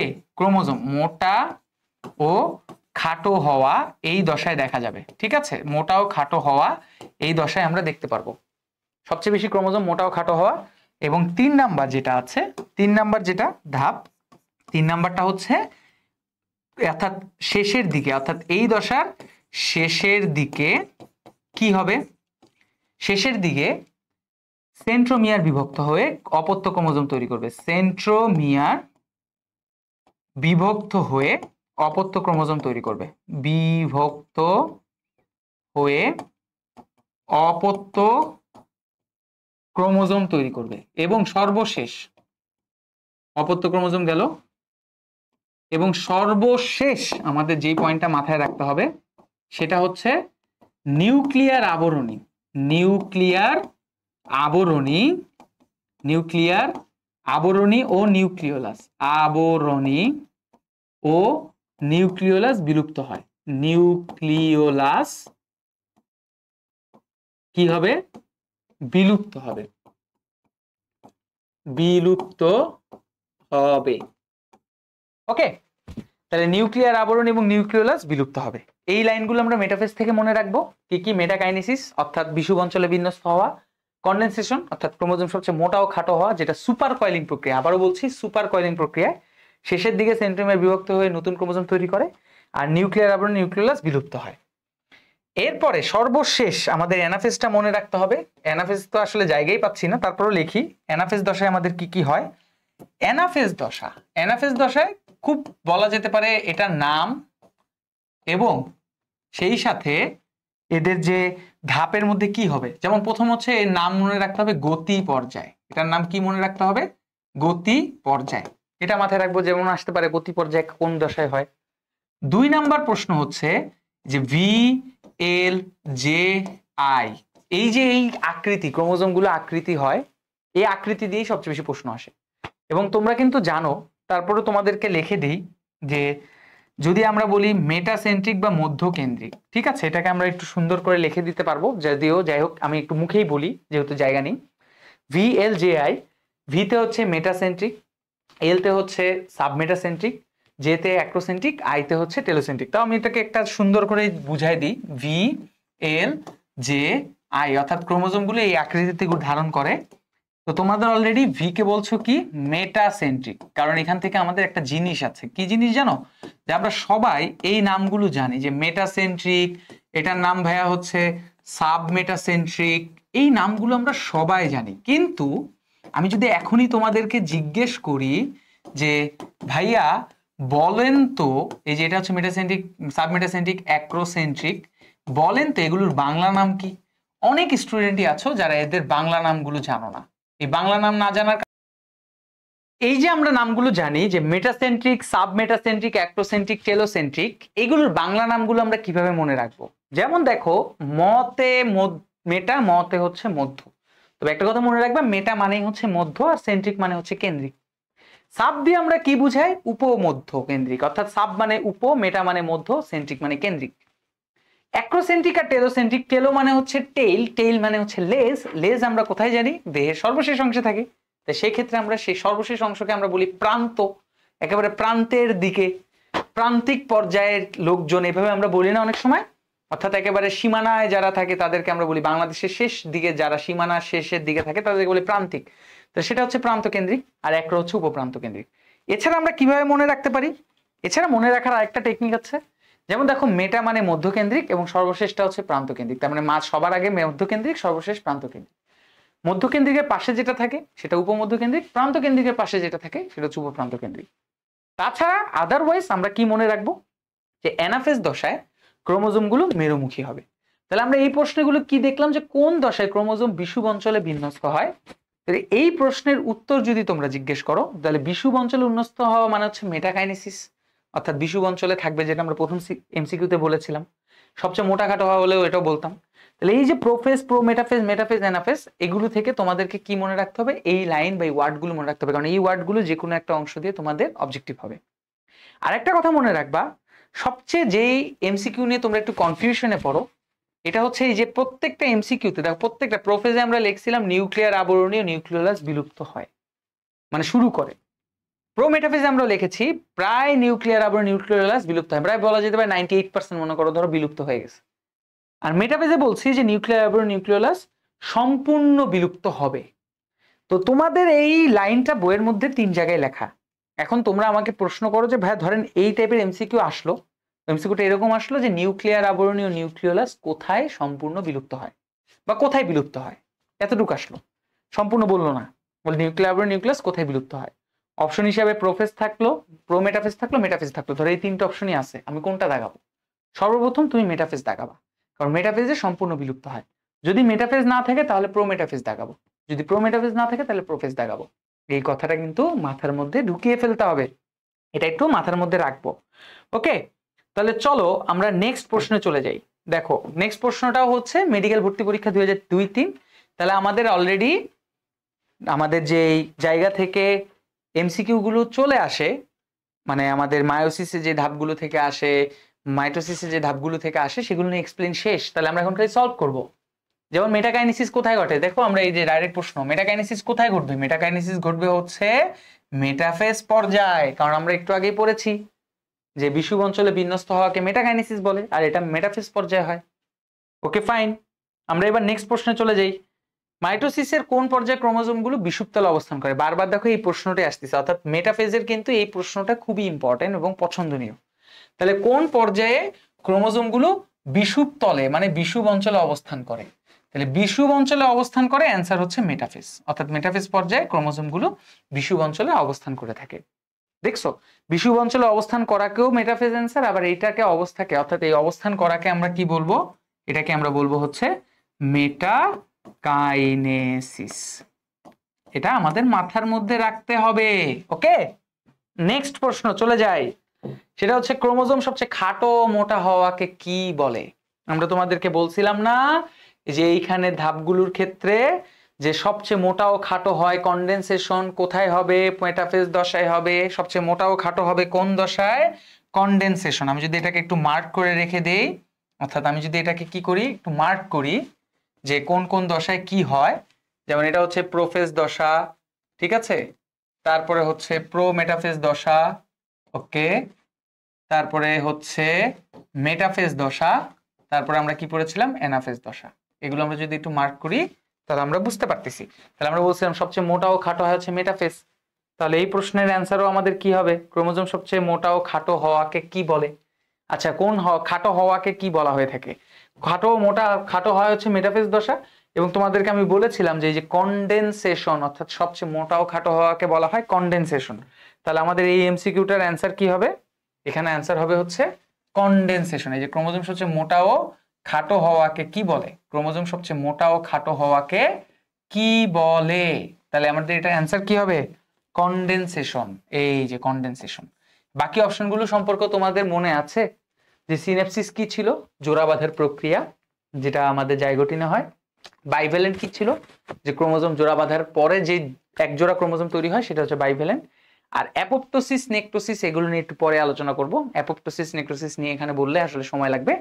অ্যাপোপ্টোসিস হচ্ছে তোমার জেনেটিক্যালি কোষের মৃত্যু, অর্থাৎ জিনগত কারণে যদি কোনো কোষ মারা যায় সেটাকে আমরা অ্যাপোপ্টোসিস বলি। নেক্সট প্রশ্ন দেখি। দেখো নিচের কোনটিতে ক্রোমোজোম গতিপ্রাপ্ত হয়? ওকে, এটা বানানটা ভুল লিখছি, গীতপ্রাপ্ত হয়, এটা হচ্ছে গতিপ্রাপ্ত হয়। কুমিল্লা বোর্ড 2017। তো আমরা বলেছিলাম যে গতি পর্যায়ে কোন দশা? গতিপ্রাপ্ত হয়। এই যে গতিপ্রাপ্ত, এটাকে ফোকাস করবা। কোন দশায় হবে? এই যে অ্যানাফেজ দশায় হবে। কোন দশায় হবে? অ্যানাফেজ দশায়, ঠিক আছে, এই যে অ্যানাফেজ দশায় হবে। কারণ অ্যানাফেজ দশাকে আমরা কি বলি? গতি পর্যায়। এবং এই পর্যায়ে ক্রোমোজোম গুলো দুই মেরুর দিকে গমন করা শুরু করে। তারপরে আসো, দেখতে পাচ্ছ এরপরে এই কোশ্চেনটা দেখো, মাইটোসিসের অ্যানাফেজ ধাপে মেটাসেন্ট্রিক, এই যে মেটাসেন্ট্রিক ক্রোমোজোম, অর্থাৎ যেটাকে আমরা বাংলায় বলছিলাম কি? মধ্য পর্যায়, ঠিক আছে, মেটাসেন্ট্রিক। মেটাসেন্ট্রিক কোথায় দেখা যায়? VLJI, অর্থাৎ ভি মানে সর্বপ্রথম, তারপর আমরা কি বলেছিলাম? মেটাসেন্ট্রিক, সাবমেটাসেন্ট্রিক, অ্যাক্রোসেন্ট্রিক, অর্থাৎ এটার অ্যান্সার হচ্ছে ভি। ভি হচ্ছে মেটাসেন্ট্রিক, আর যে এল হচ্ছে সাবমেটা, যে হচ্ছে অ্যাক্রো, আর আই হচ্ছে টেলোসেন্ট্রিক। দেন আমরা নেক্সট প্রশ্ন দেখি। নিচের কোন ধাপে ক্রোমাটিড গুলো মেরুমুখী চলতে শুরু করে গতিপ্রাপ্ত হয়? তার মানে এই যে মেরুমুখী চলতে শুরু করে, এটার অ্যান্সার হবে হচ্ছে অ্যানাফেজ। কারণ আমরা অ্যানাফেজ দশায় পেয়েছিলাম যে ক্রোমোজোম গুলো মেরুর দিকে গমন করা শুরু করে, গতিপ্রাপ্ত হয়। নেক্সট প্রশ্ন দেখি। নেক্সট প্রশ্ন বলছে যে মাইটোসিসের কোন পর্যায়ে ক্রোমোজোম গুলো ইংরেজি বিভিন্ন অক্ষর, এই যে ইংরেজি বিভিন্ন অক্ষর অর্থাৎ VLJI এই অক্ষরে পাওয়া যায়, সেটাও হচ্ছে অ্যানাফেজ। তার মানে দেখতে পাচ্ছ, প্রশ্ন পর্যালোচনা করে দেখতে পাচ্ছি যে এই মেটাফেজ এবং অ্যানাফেজ এই দুটো জায়গা থেকে কিন্তু সবচেয়ে বেশি প্রশ্ন তোমাদের বোর্ড পরীক্ষায় চলে আসতেছে, যেটা রাজশাহী বোর্ড 2021 রিসেন্টলি চলে এসেছিল। তারপরে দেখো সেন্ট্রোমিয়ারের পূর্ণ বিভাজন ঘটে কোন ধাপে? সেন্ট্রোমিয়ার, তাহলে আমরা একটু দেখাই। ধরো এটা হচ্ছে একটা ক্রোমোজোম, ক্রোমোজোমের এগুলোকে আমরা বলছি হচ্ছে কি? এগুলোকে আমরা বলছি হচ্ছে ক্রোমাটিড বাহু, ক্রোমাটিড বাহু, ঠিক আছে। আর এই যে এই মাঝখানের এই অংশটাকে বলা হয় সেন্ট্রোমিয়ার। এটাকে আমরা কি বলি? সেন্ট্রোমিয়ার। তোমাদের কি মনে আছে যখন আমি তোমাদেরকে মেটাফেজ দশা লেখাচ্ছিলাম, যখন আমি তোমাদেরকে কি করছিলাম, মেটাফেজ দশা, এবং মেটাফেজ দশা লেখার সময় আমি তোমাদেরকে কি বলছিলাম যে এই পয়েন্টটা, এই যে এই পয়েন্টটা, যে শেষের দিকে সেন্ট্রোমিয়ার বিভক্ত হয়ে অপত্য ক্রোমোজোম তৈরি করে, মনে পড়ে? এটা মেটাফেজ দশায়। তাহলে এই প্রশ্নটাই এখানে চলে আসছে যে নিচের কোন ধাপে ক্রোমোজোমগুলো সেন্ট্রোমিয়ার বিভক্ত হয়। তার মানে এই সেন্ট্রোমিয়ার পূর্ণ বিভাজন, বিভাজন মানে হচ্ছে বিভক্ত হওয়া, এটার অ্যান্সার হচ্ছে মেটাফেজ দশা। এবং এই বিভক্ত হওয়ার সাথে সাথে কিন্তু অ্যানাফেজ শুরু হয়। কোনটিতে জাইগোটে মিওসিস ঘটে? আচ্ছা, এইটা আমাদের খুবই মজার একটা প্রশ্ন, যে কোন জিনিসের মধ্যে আমাদের জাইগোটে সাধারণত মিওসিস ঘটবে। এখানে আছে ইউলোথ্রিক্স, টেরিস, ইউরোজিয়া, আর এটা হচ্ছে হিবিস্কাস। আচ্ছা, এটা হচ্ছে শৈবাল, যেটা মূলত এই শৈবাল হচ্ছে আমাদের ইউলোথ্রিক্স বলা হয়ে থাকে। এবং শৈবাল যেহেতু এককোষী প্রাণী, তো এই শৈবালের অ্যান্সার হবে হচ্ছে আমাদের ইউলোথ্রিক্স। টেরিস যেটা, সেটা হচ্ছে টেইডোফাইটার উদ্ভিদ। হিবিস্কাস রোজা যেটা আমাদের জবা, উচ্চ শ্রেণীর উদ্ভিদ। তো জাইগোটে মিওসিস কেন হবে সেটা নিয়ে একটু কথা বলি। যেমন ধরো আমি একটা কোষ আঁকি, এই কোষটার নাম হচ্ছে শুক্রাণু মাতৃকোষ, শুক্রাণু মাতৃকোষ। এবং ধরে নাও যেই প্রাণী বা উদ্ভিদের ক্ষেত্রে বলতেছি সেটা হচ্ছে নিম্ন শ্রেণী। তোমরা সবাই জানো যে যারা নিম্ন শ্রেণী হয়, এই নিম্ন শ্রেণীর উদ্ভিদ বা প্রাণীদের কোষ কিন্তু হ্যাপ্লয়েড বা একপ্রস্থ ক্রোমোজোম হয়। তাহলে এই যে শুক্রাণু মাতৃকোষ, এও কিন্তু হ্যাপ্লয়েড, যেহেতু এটা নিম্ন শ্রেণীর শুক্রাণু মাতৃকোষ। এবং এই শুক্রাণু মাতৃকোষ থেকে বিভাজিত হয়ে কি তৈরি হলো? শুক্রাণু। এটার নাম কি? এটার নাম হচ্ছে শুক্রাণু। এই যে শুক্রাণু তৈরি হলো, এই শুক্রাণু হলো এন। তোমরা সবাই জানো যেই কোষ থেকে বিভাজিত হয়ে যে অপত্য কোষ তৈরি হলো, অর্থাৎ শুক্রাণু জনন মাতৃকোষ থেকে শুক্রাণু তৈরি হলো, শুক্রাণু মাতৃকোষটাও ছিল হ্যাপ্লয়েড, শুক্রাণুটা হলো হ্যাপ্লয়েড। তার মানে আমরা চোখ বন্ধ করে বলতে পারি যে এটা মাইটোসিস কোষ বিভাজন। কারণ মাইটোসিস কোষ বিভাজন না হলে আমাদের যদি এখানে মিওসিস হতো, সাপোজ আমরা সবাই জানি যে জনন কোষে মিওসিস হয়, কিন্তু যারা হ্যাপ্লয়েড অর্থাৎ নিম্ন শ্রেণীর, তাদের শুক্রাণু জনন মাতৃকোষ থেকে যে শুক্রাণু তৈরি, এই জায়গায় যদি মিওসিস হতো তাহলে শুক্রাণুটা হাফ এন থাকতো, অর্থাৎ অর্ধেক হয়ে যেত, কিন্তু অর্ধেক হয় নাই। সেম একই কথা আমি যদি ডিম্বাণুর কথা বলি, যে অর্থাৎ যেখান থেকে ডিম্বাণু তৈরি হয়, ডিম্বাণু যেখান থেকে তৈরি হবে তার নাম হচ্ছে ডিম্বাণু জনন মাতৃকোষ, অর্থাৎ এখান থেকে ডিম্বাণু তৈরি হয়। এবং ডিম্বাণু জনন মাতৃকোষটাও মূলত আমাদের হ্যাপ্লয়েড থাকে। এখান থেকে যে বিভাজনটা হবে, বিভাজনটা হয়ে ধরো একটা ডিম্বাণু তৈরি হলো। কি তৈরি হলো? ডিম্বাণু। এবং এই ডিম্বাণুরও কিন্তু কি ভিতরে, অর্থাৎ ক্রোমোজোম সংখ্যা হচ্ছে হ্যাপ্লয়েড। তার মানে এখানেও আমাদের মাইটোসিস হচ্ছে। তার মানে নিম্ন শ্রেণীতে শুক্রাণু এবং ডিম্বাণু তৈরির প্রক্রিয়া কিন্তু মাইটোসিসের মাধ্যমে, এটা একটা ডিফারেন্ট। তাহলে শুক্রাণু এবং ডিম্বাণু এটা কার ক্ষেত্রে হচ্ছে? নিম্ন শ্রেণীর। নিম্ন শ্রেণীর দেহকোষ যদি হ্যাপ্লয়েড হয়, তাহলে তাদের শুক্রাণু যেই কোষ থেকে উৎপন্ন হয়, তাদের ডিম্বাণু যেই কোষ থেকে উৎপন্ন হয়, তাদেরকে আমরা যথাক্রমে শুক্রাণু জনন মাতৃকোষ এবং ডিম্বাণু জনন মাতৃকোষ বলি। অর্থাৎ এই কোষগুলো বিভাজিত হয়ে শুক্রাণু ডিম্বাণু তৈরি করে। এবং শুক্রাণু জনন মাতৃকোষও যেহেতু দেহকোষ হ্যাপ্লয়েড, তাই শুক্রাণু জনন মাতৃকোষ হ্যাপ্লয়েড এবং উৎপন্ন শুক্রাণু হ্যাপ্লয়েড। ডিম্বাণু জনন মাতৃকোষও হচ্ছে হ্যাপ্লয়েড এবং তার থেকে উৎপন্ন ডিম্বাণু হ্যাপ্লয়েড। তার মানে আমরা বুঝতে হবে যেহেতু মাতৃকোষ এবং উৎপন্ন কোষ যেহেতু একই ক্রোমোজোমে, তার মানে মাইটোসিস হয়েছে। তাছাড়া তো আদারওয়াইজ সম্ভব না, মিওসিস হলে হাফ হয়ে যেত। এখন ধরো আমরা এই শুক্রাণু ডিম্বাণুর মিলন ঘটাবো।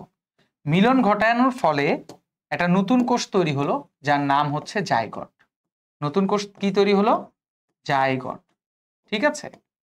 এই যে জাইগট, এই শুক্রাণু এবং ডিম্বাণুর মিলনের ফলে শুক্রাণু ছিল এন, ডিম্বাণু ছিল এন, তাহলে জাইগট হবে হচ্ছে 2n। তাহলে এখন এই জাইগট এর ভিতরে যে নিউক্লিয়াস, এই যে ভিতরের যে নিউক্লিয়াস, এই জাইগটের নিউক্লিয়াস যত বিভাজিত হতে থাকবে, এর থেকে পরবর্তীতে যত উদ্ভিদ বা প্রাণী তৈরি হবে যারা নিম্ন শ্রেণী ছিল, তারা সবাই 2n হওয়া শুরু করবে। বিষয়টা আবার বুঝো। জাইগট যেহেতু শুক্রাণু এবং ডিম্বাণুর মিলনের ফলে জাইগট হয়ে গেছে 2n। এখন এই অবস্থায় এই জাইগট, আমরা জানি যে জাইগটের পরে কিন্তু সবসময় কি হয়? আমরা সব সময় জানি যে জাইগোটের পরে কিন্তু মাইটোসিস কোষ বিভাজন হয়, কারণ জাইগোটের থেকেই দেহকোষ সৃষ্টি হওয়া শুরু করবে, আর আমরা সবাই জানি দেহকোষের জন্য মাইটোসিস দরকার। এখন এই জাইগোট যদি মাইটোসিস প্রক্রিয়ায় বিভাজিত হয়, তাহলে এইখান থেকে যত উদ্ভিদ বা প্রাণী তৈরি হবে সবাই হবে 2n। এটা কি বিবর্তনের একটা ব্যতিক্রম ধাপ হয়ে গেল না? এটা পৃথিবী ধ্বংসের কারণ হলো না কেন? কারণ আমরা সবসময় জানি যে নিম্ন শ্রেণীর উদ্ভিদ বা প্রাণী থেকে সবসময় নিম্ন শ্রেণীর উদ্ভিদ বা প্রাণী সৃষ্টি হবে, উচ্চ শ্রেণী তো হবে না। উচ্চ শ্রেণী হলে তো 2n হতো।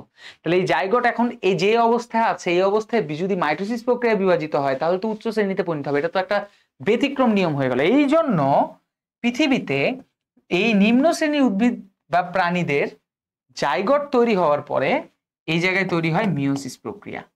এই জন্য একমাত্র ডিফারেন্ট হচ্ছে নিম্ন শ্রেণীর উদ্ভিদ বা প্রাণী যাদের জাইগোটের পরে মিওসিস হয়, আর সকল প্রকার উচ্চতর শ্রেণীর উদ্ভিদ ও প্রাণীদের ক্ষেত্রে এই জায়গাটাতে অর্থাৎ এই এরিয়াটাতে মিওসিস হতে। তাহলে কথা কি বুঝাইতে পারছি? যে যারা নিম্ন শ্রেণী তাদের শুক্রাণু জনন মাতৃকোষ মাইটোসিস প্রক্রিয়ায় শুক্রাণু তৈরি করে, ডিম্বাণু জনন মাতৃকোষ মাইটোসিস প্রক্রিয়ায় ডিম্বাণু তৈরি করে, শুক্রাণু ডিম্বাণু মিলিত হয়ে জাইগোট হয় 2n। কিন্তু 2n অবস্থায় যদি এখন আমি মাইটোসিস প্রক্রিয়া আবারও অ্যাপ্লাই করি, আবারও যদি এখানে অ্যাপ্লাই করা হয়, তাহলে এখান থেকে উৎপন্ন প্রাণী সবার কোষের ভিতর হয়ে যাবে 2n, যেটা নিম্ন শ্রেণী হচ্ছে হ্যাপ্লয়েড। এখান থেকে তো 2n ডিপ্লয়েড তৈরি হতে পারে না, এই জন্য সর্বপ্রথম মিওসিস হয়। মিওসিস হয়ে জাইগোটের ভিতরের যে নিউক্লিয়াসটা থাকে সেই নিউক্লিয়াসটা হয়ে যায় n। এরপরে তুমি মাইটোসিস প্রক্রিয়ার মাধ্যমে যা করতে চাও করবা, ঠিক আছে? তার মানে নিম্ন শ্রেণীর উদ্ভিদ বা প্রাণীদের মিওসিস হয় জাইগোটের পরে। নিম্ন শ্রেণীর উদ্ভিদ বা প্রাণীদের মিওসিস হবে জাইগোটের পরে। আর নিম্ন শ্রেণী বলতে এখানে ইউলোথ্রিক্স হচ্ছে শৈবাল একটা নিম্ন শ্রেণী, তাই এটার অ্যান্সার হচ্ছে শৈবাল। আশা করি এই জিনিসটা বুঝতে পেরেছো। চলো এবার আমরা দেখি নেক্সট প্রশ্ন, সেটা হচ্ছে ওকে দেখো কি বলছে, নিচের কোনটিতে মিওসিস ভূমিকা রাখে? রাজশাহী বোর্ড 2023। তো এখানে বলছে দেহ গঠন, যৌনক্রম, ক্ষয়পূরণ, অঙ্গজ জননে। ঠিক আছে, দেহ গঠন, ক্ষয়পূরণ আর একটা হচ্ছে অঙ্গজ জনন। এই তিনটা জিনিসই মূলত আমাদের কি হয়ে থাকে, মানে তোমার এই তিনটা জিনিস দেহ গঠন, ক্ষয়পূরণ এবং অঙ্গজ জনন, এই জিনিসের ক্ষেত্রে আমাদের মাইটোসিস হয়। কি হবে? মাইটোসিস। একমাত্র যৌনক্রম যেটা সেখানে হচ্ছে মিওসিস হয়। এখন এগুলোকে আমরা আলাদা আইডেন্টিফাই করব কিভাবে? এই জন্য মাইটোসিস মিওসিসের গুরুত্বগুলো তোমাদেরকে আলাদাভাবে জানতে হবে। সেটা কি? মাইটোসিস এর গুরুত্ব, মাইটোসিসের গুরুত্ব, ঠিক আছে? মাইটোসিসের কি করতে হবে? গুরুত্ব। এদের যে ছন্দটা আছে, ছন্দ দিয়ে আমরা মনে রাখতে পারি।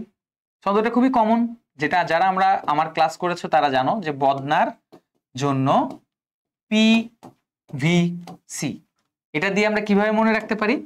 যেমন ধরো ব দিয়ে হচ্ছে বংশবৃদ্ধি, দ দিয়ে যেটা আছে দেহ গঠন দৈহিক বৃদ্ধি, দেহ গঠন দৈহিক বৃদ্ধি, ঠিক আছে? দেহ গঠন দৈহিক বৃদ্ধি। তারপরে আমরা যদি বলি দন্তের ন দিয়ে হচ্ছে নতুন কোষ সৃষ্টি, নতুন কোষ সৃষ্টি বদনার জন্য, ঠিক আছে? PVC। বর্গের জ দিয়ে যেটা হয়, বর্গের জ দিয়ে হচ্ছে জননাঙ্গ, জননাঙ্গ সৃষ্টি। জননাঙ্গ মানে হচ্ছে জনন অঙ্গ। অঙ্গ যেহেতু অঙ্গ মানেই হচ্ছে, তোমার সবসময় মাথায় রাখবা যে অঙ্গ মানেই হচ্ছে কি? মাইটোসিস কোষ বিভাজন।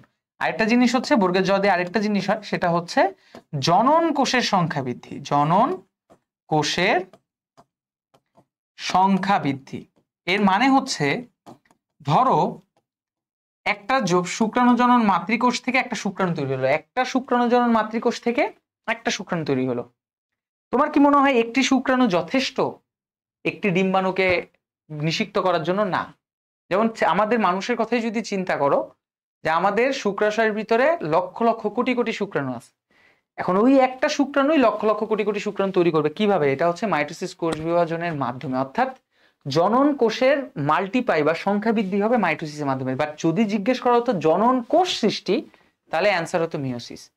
মানে সৃষ্টি বললে, জনন কোষ সৃষ্টি বললে মিওসিস, আর সংখ্যা বৃদ্ধি বললে মাইটোসিস।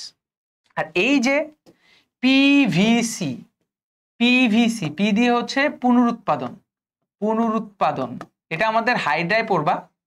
এটার মানে হচ্ছে তোমার হচ্ছে কোনো জায়গায় যদি ক্ষয়পূরণ হয় সেই কোষটাকে পুনরুৎপাদন করা। ভি দিয়ে হচ্ছে নিউক্লিয়াস ও সাইটোপ্লাজমের ভারসাম্য রক্ষা, নিউক্লিয়াস ও সাইটোপ্লাজমের ভারসাম্য রক্ষা করা, ঠিক আছে, সাইটোপ্লাজমের ভারসাম্য রক্ষা করা, ভারসাম্য রক্ষা করা, এটা মাথায় রাখবো। আর সি দিয়ে হচ্ছে ক্রোমোজোম সংখ্যা ধ্রুব রাখা, সি দিয়ে কি মনে রাখবো, ক্রোমোজোম সংখ্যা ধ্রুব রাখা। ওকে, ক্রোমোজোম সংখ্যা ধ্রুব রাখা, ক্রোমোজোম সংখ্যা, সংখ্যা ধ্রুব না, ধ্রুব বললে আসলে ইয়ার হয়ে যায়, সেটা হচ্ছে সমান রাখা। ধ্রুব বললে আসলে কিন্তু আবার একটা জিনিস হয় যে ধ্রুব যার বারবার যে বলতেছিলাম, এই ধ্রুব মানে কিন্তু আবার কাকে ইন্ডিকেট করে, মিওসিসকে। সমান রাখা ধ্রুব রাখা কিন্তু ডিফারেন্ট আছে। তাহলে এই যে যে পয়েন্টগুলো, বংশবৃদ্ধি, নতুন কোষ সৃষ্টি, দেহ গঠন, দৈহিক বৃদ্ধি, জননাঙ্গ সৃষ্টি, জনন কোষের সংখ্যা বৃদ্ধি, নিউক্লিয়াস সাইটোপ্লাজমের ভারসাম্য রক্ষা করা, ক্রোমোজোম সংখ্যা সমান রাখা, পুনরুৎপাদন, এরা সবই হচ্ছে মাইটোসিস। তাহলে ভাইয়া মিওসিসটা বলবেন না? অবশ্যই। মিওসিসের ছন্দটা কি তাহলে? মিওসিসের ছন্দটা হচ্ছে এরকম, গাজর, গাজর, মা পা অ বই ধো। এটা দিয়ে আমরা কিভাবে মনে রাখবো? যেমন দেখো, গাজরের গ দিয়ে যেটা হয় সেটা হচ্ছে গ্যামেট সৃষ্টি, এটা হচ্ছে মিওসিসের ক্ষেত্রে গ্যামেট সৃষ্টি, ঠিক আছে। তার মানে এটা কিসের ক্ষেত্রে? এটা হচ্ছে মিওসিসের গুরুত্ব। এই পয়েন্টগুলো মনে রাখতে হবে, কারণ এই পয়েন্টগুলো দিয়েও তোমার অবজেক্টিভ হবে। মিওসিসের গুরুত্ব, এটা মাথায় রেখো, মিওসিসের গুরুত্ব। তাহলে গাজর মাপা বৈধ, গ্যামেট সৃষ্টি, বর্গের জ দিয়ে হচ্ছে জনন কোষ সৃষ্টি, যে বললাম না জনন কোষ সৃষ্টি যদি হয় তাহলে অ্যান্সার হবে হচ্ছে মিওসিস, জনন কোষ সৃষ্টি। মাপার ম দিয়ে হচ্ছে মেন্ডেলের সূত্র, মেন্ডেলের সূত্র। আচ্ছা, জনন কোষ সৃষ্টি, আরেকটা হচ্ছে যৌনুক্রম, এটাও মাথায় রেখো, যৌনুক্রম, ওই যে যেই জিনিসটা আমরা একটু আগে পেলাম যে যৌনুক্রম মিওসিসের হয়। মেতে মেন্ডেলের সূত্র, ঠিক আছে। প দিয়ে হচ্ছে পরিব্যক্তি, প দিয়ে কি হবে? প দিয়ে হবে হচ্ছে পরিব্যক্তি, মানে মিউটেশন, পরিব্যক্তি, যেটা মাথায় রাখবো মিউটেশন, মিউটেশন। তারপরে হচ্ছে অ দিয়ে হচ্ছে অভিব্যক্তি, অ দিয়ে কি হবে? অভিব্যক্তি। আর বই দিয়ে যেটা হবে সেটা হচ্ছে বৈচিত্র্য সৃষ্টি, বৈচিত্র্য সৃষ্টি। কারণ কি, এই যে বৈচিত্র্য সৃষ্টি জিনিসটাই কিন্তু প্রথম দিকে একটা অবজেক্টিভ পেয়েছিলাম, যে ক্রসিং ওভার হওয়ার কারণে আমাদের নানান রকমের মানুষ আমরা সৃষ্টি হচ্ছি। আর ধ দিয়ে যেটা, সেটা হচ্ছে ক্রোমোজোম সংখ্যা ধ্রুব রাখা, ক্রোমোজোম সংখ্যা ধ্রুব রাখা। তাহলে এই যে আমরা যে জিনিসটা বললাম সেটা হচ্ছে যে আমাদের মাইটোসিস এবং মিওসিসের গুরুত্বের মেইন পয়েন্টগুলো। যদি কোনো অবজেক্টিভে পাও, গ্যামেট সৃষ্টি, জনন কোষ সৃষ্টি, যৌনুক্রম, পরিব্যক্তি, অভিব্যক্তি, বৈচিত্র্য সৃষ্টি, মেন্ডেলের সূত্র, ক্রোমোজোম সংখ্যা ধ্রুব রাখা, কোন কোষ বিভাজন হবে? মিওসিস কোষ বিভাজনে হবে। তাহলে এই পয়েন্টগুলো এইভাবে মনে রাখতে হবে, কারণ এগুলো আমাদের অবজেক্টিভের জন্য খুবই খুবই খুবই খুবই গুরুত্বপূর্ণ, এটা মাথায় রেখো। সো আমরা নেক্সট প্রশ্নে চলে যাই। দেখো, নেক্সট প্রশ্ন বলছে যে মিওসিস কোষ বিভাজনে কোন ধাপে সিনেপসিস ঘটে? ধাপ উপধাপের কথা জিজ্ঞেস করছে, তাই না? যে কোন ধাপে উপধাপে সিনেপসিস ঘটে? তোমরা সবাই জানো জাইগোটিন, কারণ জাইগোটিনে আমরা দুটা পয়েন্ট তোমাকে মনে রাখতে বলছিলাম, একটা হচ্ছে সিনেপসিস আর একটা হচ্ছে বাইভ্যালেন্ট। তাহলে এটার অ্যান্সার হচ্ছে সিনেপসিস, আমরা আগেই ব্যাখ্যা করেছি। তারপরে আসলে দেখা যাচ্ছে যে দুটি হোমোলোগাস ক্রোমোজোমের জোড়া সৃষ্টি হওয়াকে কি বলা হয়? জোড়া সৃষ্টি হওয়ার প্রক্রিয়া, যদি প্রক্রিয়া বলতো, এখানে কোনো জায়গায় প্রক্রিয়া আছে? নাই। বলছে জোড়া সৃষ্টি হওয়াকে, মানে হয়ে গেছে, হয়ে যাওয়ার পরে নাম জিজ্ঞেস করছে। আর নাম বললে আমরা কি বলেছিলাম? আমরা সেই ফার্স্ট এমসিকিউতে যদি একটু চলে যাই, আমাদের ফার্স্টের এমসিকিউতে আমরা তোমাদেরকে কি বলেছিলাম? যে বলেছিলাম সিনেপসিস হচ্ছে প্রক্রিয়া যেটা জাইগোটিনে হয়, আর বাইভ্যালেন্ট হচ্ছে নাম, অর্থাৎ ক্রোমোজোম জোড়া বাঁধার পরে। তাহলে যদি নাম জিজ্ঞেস করে তাহলে নামের ক্ষেত্রে আমরা কি করব? আমরা নামের ক্ষেত্রে অ্যান্সারটা দিব কি? জাইগোটিন, তাই না? মানে বাইভ্যালেন্ট বলবো। এটাকে আমরা কি বলবো? এটাকে আমরা বলবো হচ্ছে বাইভ্যালেন্ট, অর্থাৎ সৃষ্টি হওয়ার প্রক্রিয়া, সৃষ্টি হওয়াকে যদি বলে তাহলে এটার অ্যান্সার হবে হচ্ছে বাইভ্যালেন্ট। যদি এই জায়গায় জাস্ট সেম লাইনটাই হোমোলোগাস ক্রোমোজোমের মধ্যে জোড়া সৃষ্টি হওয়ার প্রক্রিয়া থাকতো তাহলে অ্যান্সার হতো সিনেপসিস। প্রক্রিয়া বললেই সিনেপসিস, আর জোড়া হওয়াকে বাইভ্যালেন্ট বলে। বাকি পয়েন্টগুলো নিয়ে ব্যাখ্যা করলাম না কেন? বলতে পারেন যে ভাই আপনি কেন ব্যাখ্যা করলেন না? কারণ এগুলো অলরেডি আগে ব্যাখ্যা করা আছে। সিনেপসিস কি, কায়াজমা কি, প্রান্তীয়করণ কি, এগুলো ব্যাখ্যা করা আছে। চলো আমরা নেক্সট কোশ্চেন দেখি। এই যে দেখছো খুব সুন্দর, যাক পরপর দুটো কোশ্চেন পেলাম। একটা হচ্ছে বাইভ্যালেন্ট কখন অ্যান্সার হবে, আরেকটা প্রশ্ন হচ্ছে ঢাকা বোর্ড 2023, দিনাজপুর বোর্ড 2023, যে হোমোলোগাস ক্রোমোজোমে জোড়া বাঁধার প্রক্রিয়াকে কি বলে, তখন আমাদের অ্যান্সার হবে হচ্ছে সিনেপসিস। তখন আমাদের অ্যান্সার কি হবে? সিনেপসিস। তাহলে প্রক্রিয়া বললে সিনেপসিস, আর জোড়া বাঁধা হওয়াকে বললে বাইভ্যালেন্ট। আশা করি জিনিসটা বুঝতে পেরেছো। দেখছো? আচ্ছা, এবার আসো নেক্সট কোশ্চেনে চলে যাই। নেক্সট কোশ্চেন, কোন উপপর্যায়ে বাইভ্যালেন্ট সৃষ্টি হয়? এই যে আবার আসছে কোন উপপর্যায়ে বাইভ্যালেন্ট, সেটা হচ্ছে Mymensingh board 2021, Chittagong board, Dhaka board 2015, 17তে আসছে। ঠিক আছে, তাহলে বাইভ্যালেন্ট সৃষ্টি হওয়া আমাদের জাইগোটিনে হয়, আমরা একটু আগে পড়েছিলাম জাইগোটিন। তাহলে জাইগোটিনে বাইভ্যালেন্ট সৃষ্টি হয়। নেক্সট প্রশ্ন, বাকিগুলো নিয়ে তো বলা হয়ে গিয়েছে। চলো আমরা নেক্সট কোশ্চেন দেখি, সেটা হচ্ছে নিচের কোনটিতে মাইটোসিস ঘটে? সিলেট বোর্ড 2023, একটু আগে আমরা মাইটোসিস মিওসিসের গুরুত্ব পড়েছিলাম। তো এখানে দেখো একটা জিনিস লেখা আছে যে নিচের কোনটিতে মাইটোসিস ঘটে। তো এখানে তোমাদেরকে একটা নতুন আবার তথ্য দেই, মনে রাখবা কোষ বিভাজন 3 প্রকার। কোষ বিভাজন 3 প্রকার, ঠিক আছে? বিভাজন কত প্রকার? 3 প্রকার। Okay fine. 3 প্রকার কোষ বিভাজনের মধ্যে প্রথম যে পর্যায়টা আছে 1 নাম্বার, তার নাম হচ্ছে অ্যামাইটোসিস, যেটা জটিল প্রক্রিয়া ছাড়াই সহজ প্রক্রিয়া মানে সহজ সরল প্রক্রিয়ার মাধ্যমে কোষ বিভাজিত হয়। এবং এর যে উদাহরণগুলো আছে, এই উদাহরণটা মনে রাখার জন্য, মানে কোথায় কোথায় কোষ বিভাজন হয় এদের উদাহরণ মনে রাখার জন্য আমরা BAY দিয়ে ওয়ার্ডটা মনে রাখতে পারি। যেমন বি দিয়ে হবে হচ্ছে ব্যাকটেরিয়া, ব্যাকটেরিয়া, ঠিক আছে, যেটা দ্বিবিভাজন প্রক্রিয়া হয়। এ দিয়ে হবে হচ্ছে অ্যামিবা, আর ওয়াই দিয়ে যেটা হয় সেটার নাম হচ্ছে ইস্ট, এটার নাম কি হবে? ইস্ট। তারপর আসো 2 নাম্বার কোষ বিভাজন নিয়ে কথা বলি। 2 নাম্বার কোষ বিভাজন হচ্ছে মাইটোসিস। মাইটোসিস, মাইটোসিস কোষ বিভাজনের উদাহরণ যদি জিজ্ঞেস করো তাহলে সোজা বাংলা ভাষায় এক কথায় উত্তর হচ্ছে কোথায় হবে? দেহকোষ। দেহকোষ প্লাস আমরা যদি বলতে পারি মূল ও কাণ্ডের অগ্রভাগ, কারণ মূল এবং কাণ্ড তো তোমার উদ্ভিদের, ঠিক আছে? মূল এবং কাণ্ডের অগ্রভাগ, মূল এবং কাণ্ড যেহেতু উদ্ভিদের দেহকোষ, তার মানে মূল এবং কাণ্ডের অগ্রভাগ আমাদের মাইটোসিস কোষ বিভাজন নিয়ে নিবে। আর সর্বশেষ তুমি যদি আমাকে জিজ্ঞেস করো 3 নাম্বার কোষ বিভাজন হচ্ছে মিওসিস। মিওসিস কোষ বিভাজনে মূলত আমাদের কার মধ্যে হবে, মানে কার মধ্যে দেখা দিবে? অ্যান্সার হচ্ছে এটার ক্ষেত্রে একটাই উত্তর মনে রাখবা, সেটার নাম হচ্ছে জনন কোষ। অর্থাৎ জনন কোষ সৃষ্টি যদি বলে তাহলে অ্যান্সার হবে হচ্ছে মিওসিস। তো এখন প্রশ্ন হচ্ছে, এখানে প্রশ্নটা হচ্ছে নিচের কোনটিতে মাইটোসিস ঘটে? এই যে ব্যাকটেরিয়া, ইস্ট, অ্যামিবা, এই তিনটার অ্যান্সার কিন্তু আমাদের কার মধ্যে চলে যাচ্ছে? অ্যামাইটোসিসের মধ্যে। তাহলে বাকি থাকে একটাই, প্লাজমোডিয়াম। তাহলে মাইটোসিস কোথায় হবে? প্লাজমোডিয়ামে হবে। যাতে পরবর্তী প্রশ্নগুলোতে এই সমস্যা ফেস না করা লাগে, তাই আগেই তোমাদেরকে জানাই দিলাম যে কোন কোষ বিভাজনে কি হয়।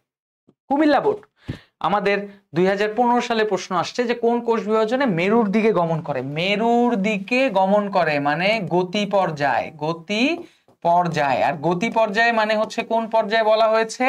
অ্যানাফেজ দশা। তার মানে তোমরা দেখতে পাচ্ছ এই প্রশ্ন কিন্তু এর আগেও আমরা পেয়েছি কোনো না কোনো বোর্ডে। তাহলে বোর্ড কোশ্চেন কিন্তু আমাদের রিপিট হয়, এটা আমাদের মাথার মধ্যে রাখতে হবে। চলো, অপত্য ক্রোমোজোম মেরুমুখী হয়, যে দেখছো ঢাকা বোর্ড একটু আগে প্রশ্ন পেয়েছিলাম, এটা কুমিল্লা বোর্ড 2015, সেম কোশ্চেনটাই জাস্ট ছোট্ট আকারে বলছে যে অপত্য ক্রোমোজোম, নতুন সৃষ্ট ক্রোমোজোম মেরুমুখী হয় কোথায়? সেটা হচ্ছে অ্যানাফেজ দশায়। মেরুমুখী হওয়া মানেই হচ্ছে অ্যানাফেজ দশা, গতি পর্যায়, ঠিক আছে? নেক্সট প্রশ্ন চলে যাই, মাইটোসিসের কোন পর্যায়ে স্পিন্ডল ফাইবার অদৃশ্য হয়? দেখো স্পিন্ডল ফাইবার যদি বলো দৃশ্যমান, যদি বলো যে দৃশ্যমান, তাহলে এটার অ্যান্সার হবে হতো, বা এটার অ্যান্সার হবে হচ্ছে প্রোমেটাফেজ। প্রোমেটাফেজ দশায় সূচনা হবে, ঠিক আছে? প্রোমেটাফেজ দশায় কি হবে? স্পিন্ডল যন্ত্রের সূচনা হবে। আর দৃশ্যমানের ক্ষেত্রে শুধুমাত্র প্রোমেটাফেজ না, এর ক্ষেত্রে মেটাফেজেও দৃশ্যমান থাকে এবং সর্বশেষ অ্যানাফেজ দশাও দৃশ্যমান থাকে। অ্যানাফেজ দশায়ও কি থাকবে? দৃশ্যমান থাকবে। তার মানে দৃশ্যমান এই তিনটা পর্যায়ে থাকবে পরপর। প্রোমেটাফেজে থাকবে, মেটাফেজ হবে, অ্যানাফেজ হবে, কিন্তু প্রোমেটাফেজে স্পিন্ডল ফাইবারের সূচনা হবে। তাহলে বাকি থাকে কি টেলোফেজ, কারণ প্রোফেজ এখানে অপশন নাই। তাহলে টেলোফেজ দশায় কি হবে, আমাদের অদৃশ্য হওয়া শুরু করবে স্পিন্ডল ফাইবার, মানে দেখা যাবে না। স্পিন্ডল ফাইবারের সূচনা হয় প্রোমেটাফেজে, মেটাফেজেও দেখা যায়, অ্যানাফেজেও দেখা যায়, কিন্তু সর্বশেষ টেলোফেজ পর্যায়ে স্পিন্ডল ফাইবার আর দেখা যায় না। এটার অ্যান্সার হচ্ছে এটা। ওকে, নেক্সট প্রশ্ন চলে আসি, যেটা হচ্ছে বরিশাল বোর্ড 2021 কোন কোষ বিভাজন স্পিন্ডল যন্ত্র অদৃশ্য হয়? একই প্রশ্ন, তার মানে এর আগের প্রশ্নটা ছিল হচ্ছে ঢাকা বোর্ড 2023। তাহলে ঢাকা বোর্ডে যারা আছো দেখছো, তারা কোশ্চেনটা কোথা থেকে কপি করছে? কোশ্চেনটা করছে বরিশাল বোর্ড 21 থেকে। তার মানে 21-এর প্রশ্ন কিন্তু 23-এ যে ঢাকা বোর্ডে রিপিট হয়েছে। তাহলে এটার অ্যান্সার হচ্ছে কি? এটার অ্যান্সার সবাই জানি, এটার অ্যান্সার হচ্ছে টেলোফেজ দশা। টেলোফেজ দশায় আমাদের এই স্পিন্ডল যন্ত্র অদৃশ্য হতে থাকে। তারপরে আসো নেক্সট প্রশ্ন, কোষ প্রাচীরের মধ্যপর্দার গঠন প্রক্রিয়ায় কোষ বিভাজনের কোন দশা থেকে তৈরি হয়? দেখো, কোষ প্রাচীরের মধ্যপর্দার গঠন প্রক্রিয়া, কোষ প্রাচীরটা কখন তৈরি হবে? যখন তোমার এই যে ধরো সাপোজ এরকম একটা কোষ তৈরি হলো, এবং এই কোষে যখন দুইটা নিউক্লিয়াস তৈরি হয়, কয়টা নিউক্লিয়াস তৈরি হবে? দুইটা নিউক্লিয়াস তৈরি হবে, তখনই কিন্তু আসলে কোষ প্রাচীর দিয়ে দুটো নিউক্লিয়াসকে কি করা হয়ে থাকে? আলাদা করা হয়ে থাকে। অর্থাৎ এই যে মাঝখানে কি হয়? কোষ প্রাচীর তৈরি হয়, এরকম কোষ প্রাচীর তৈরি হয়। অর্থাৎ এখানে তো ধরো এই সেন্ট্রোমিয়ার, তারপর হচ্ছে এই ক্রোমাটিন তন্তু, এটা হচ্ছে তোমার যে নিউক্লিওলাস ক্রোমাটিন তন্তু। তো যখনই দুটা নিউক্লিয়াস পূর্ণাঙ্গভাবে তৈরি হয়ে যাবে, তখনই তাদের মাঝখানে কোষ প্রাচীর তৈরি হবে। মাইটোসিসে কখন দুটা নিউক্লিয়াস একে অপরের থেকে পূর্ণাঙ্গভাবে তৈরি হয়? সেটা হচ্ছে একমাত্র পর্যায়ে, যার নাম হচ্ছে টেলোফেজ। অর্থাৎ টেলোফেজ পর্যায়ে যেহেতু আমরা দুটা পূর্ণাঙ্গ নিউক্লিয়াস পেয়ে যাই ফাইনালি, তখন থেকে এদের মাঝখানে কোষ প্রাচীর হয়ে দুটা কোষ নিউক্লিয়াসকে আলাদা আলাদা কোষে পরিণত করবে। এটাই হচ্ছে তার উদ্দেশ্য। নেক্সট, ঠিক আছে। আচ্ছা, নেক্সট বলছে কি, নিম্নের কোন পর্যায়ে কোষ প্লেট তৈরি হয়? এই যে শব্দটা পাচ্ছ, এই কোষ প্লেট, এটা কোনটা? এই যে আমাদের কোষ প্রাচীর তৈরি হয়েছিল না উপরে কোষ প্রাচীর, এই কোষ প্রাচীর তৈরি হওয়ার আগে মাঝখানে একটা কোষ প্লেট তৈরি হয়। এই যে এটাকে আমরা বলে থাকি কোষ প্লেট। কোষ প্লেট, যার উপরে এবং নিচে কোষ প্রাচীর জমা হতে থাকে। যার উপরে এবং নিচে কি হতে থাকবে? এই যে যার উপরে এবং তার নিচে কোষ প্রাচীর তৈরি হতে থাকবে। এই যে কোষ প্লেট, এটা কিন্তু টেলোফেজ পর্যায়ের মানে শেষের দিকে, অর্থাৎ সাইটোকাইনেসিসে দেখা যায়, অর্থাৎ যখন সাইটোপ্লাজমে বিভাজন হয়। তাহলে কোষ প্লেট কোথায় দেখা যাবে? সাইটোকাইনেসিসে। আর এখান থেকে আরেকটা কথা মনে রাখবা, এই অবজেক্টিভটাও খুব আসে, যে সেটা হচ্ছে মুক্ত নিউক্লিয়াসের বিভাজন। যদি কোষ প্লেট তৈরি না হয়, আলাদা কোষ তৈরি না হয়, তাহলে মুক্ত নিউক্লিয়াসের যে বিভাজন আছে, এই বিভাজনটা কোথায় দেখা যাবে? বিভাজন, এই মুক্ত নিউক্লিয়াসের বিভাজনের একটা উদাহরণ আছে, উদাহরণটা বইয়ের মধ্যে আছে, তার নাম হচ্ছে ডাবের পানি। কি? ডাবের পানি। অর্থাৎ মুক্ত নিউক্লিয়াসের বিভাজন ডাবের পানি, যেটা আমাদের সাইটোকাইনেসিসের মধ্যে দেওয়া আছে। এটা মনে রেখো, এটা কোনো না কোনো সময় পাবা। ওকে, এবার আসো এই প্রশ্নটা, মেডিকেল ভর্তি পরীক্ষা 17-18, ডেন্টাল ভর্তি পরীক্ষা 19-20 একটা প্রশ্ন ঢুকে গিয়েছে, জেনেটিক্যাল মৃত্যু কোষের মৃত্যুকে কি বলে? এখানে আমরা অনেকগুলো ওয়ার্ড শিখবো, নেক্রোসিস, অ্যাপোপ্টোসিস, মাইটোসিস, মিওসিস। এখানে মাইটোসিস মিওসিস তো কোষ বিভাজন। তার আগে আমি তোমাদেরকে কিছু ওয়ার্ড শিখাই। যেমন প্রথমে একটা ওয়ার্ডের নাম হচ্ছে অনকোজেনেসিস। এই শব্দের অর্থটা আগে শিখি, তারপর এটার অ্যান্সার দিব। এই যে এখানে অনক শব্দটা ইউজ করা হয়েছে, এই অনক শব্দের অর্থ হচ্ছে ক্যান্সার বা টিউমার। ক্যান্সার বা টিউমার, ঠিক আছে, ক্যান্সার বা টিউমার। আর জেনেসিস যে শব্দটা ইউজ করা হয়েছে, এই জেনেসিস মানে হচ্ছে তৈরি করা। জেনেসিস মানে কি? তৈরি করা। অর্থাৎ ক্যান্সার বা টিউমার তৈরি করার প্রক্রিয়াকে আমরা বলি অনকোজেনেসিস। এবার আসো 2 নাম্বার যদি বলি, সেটার নাম হচ্ছে অনকোজিন। ঠিক আছে, অনকোজিন।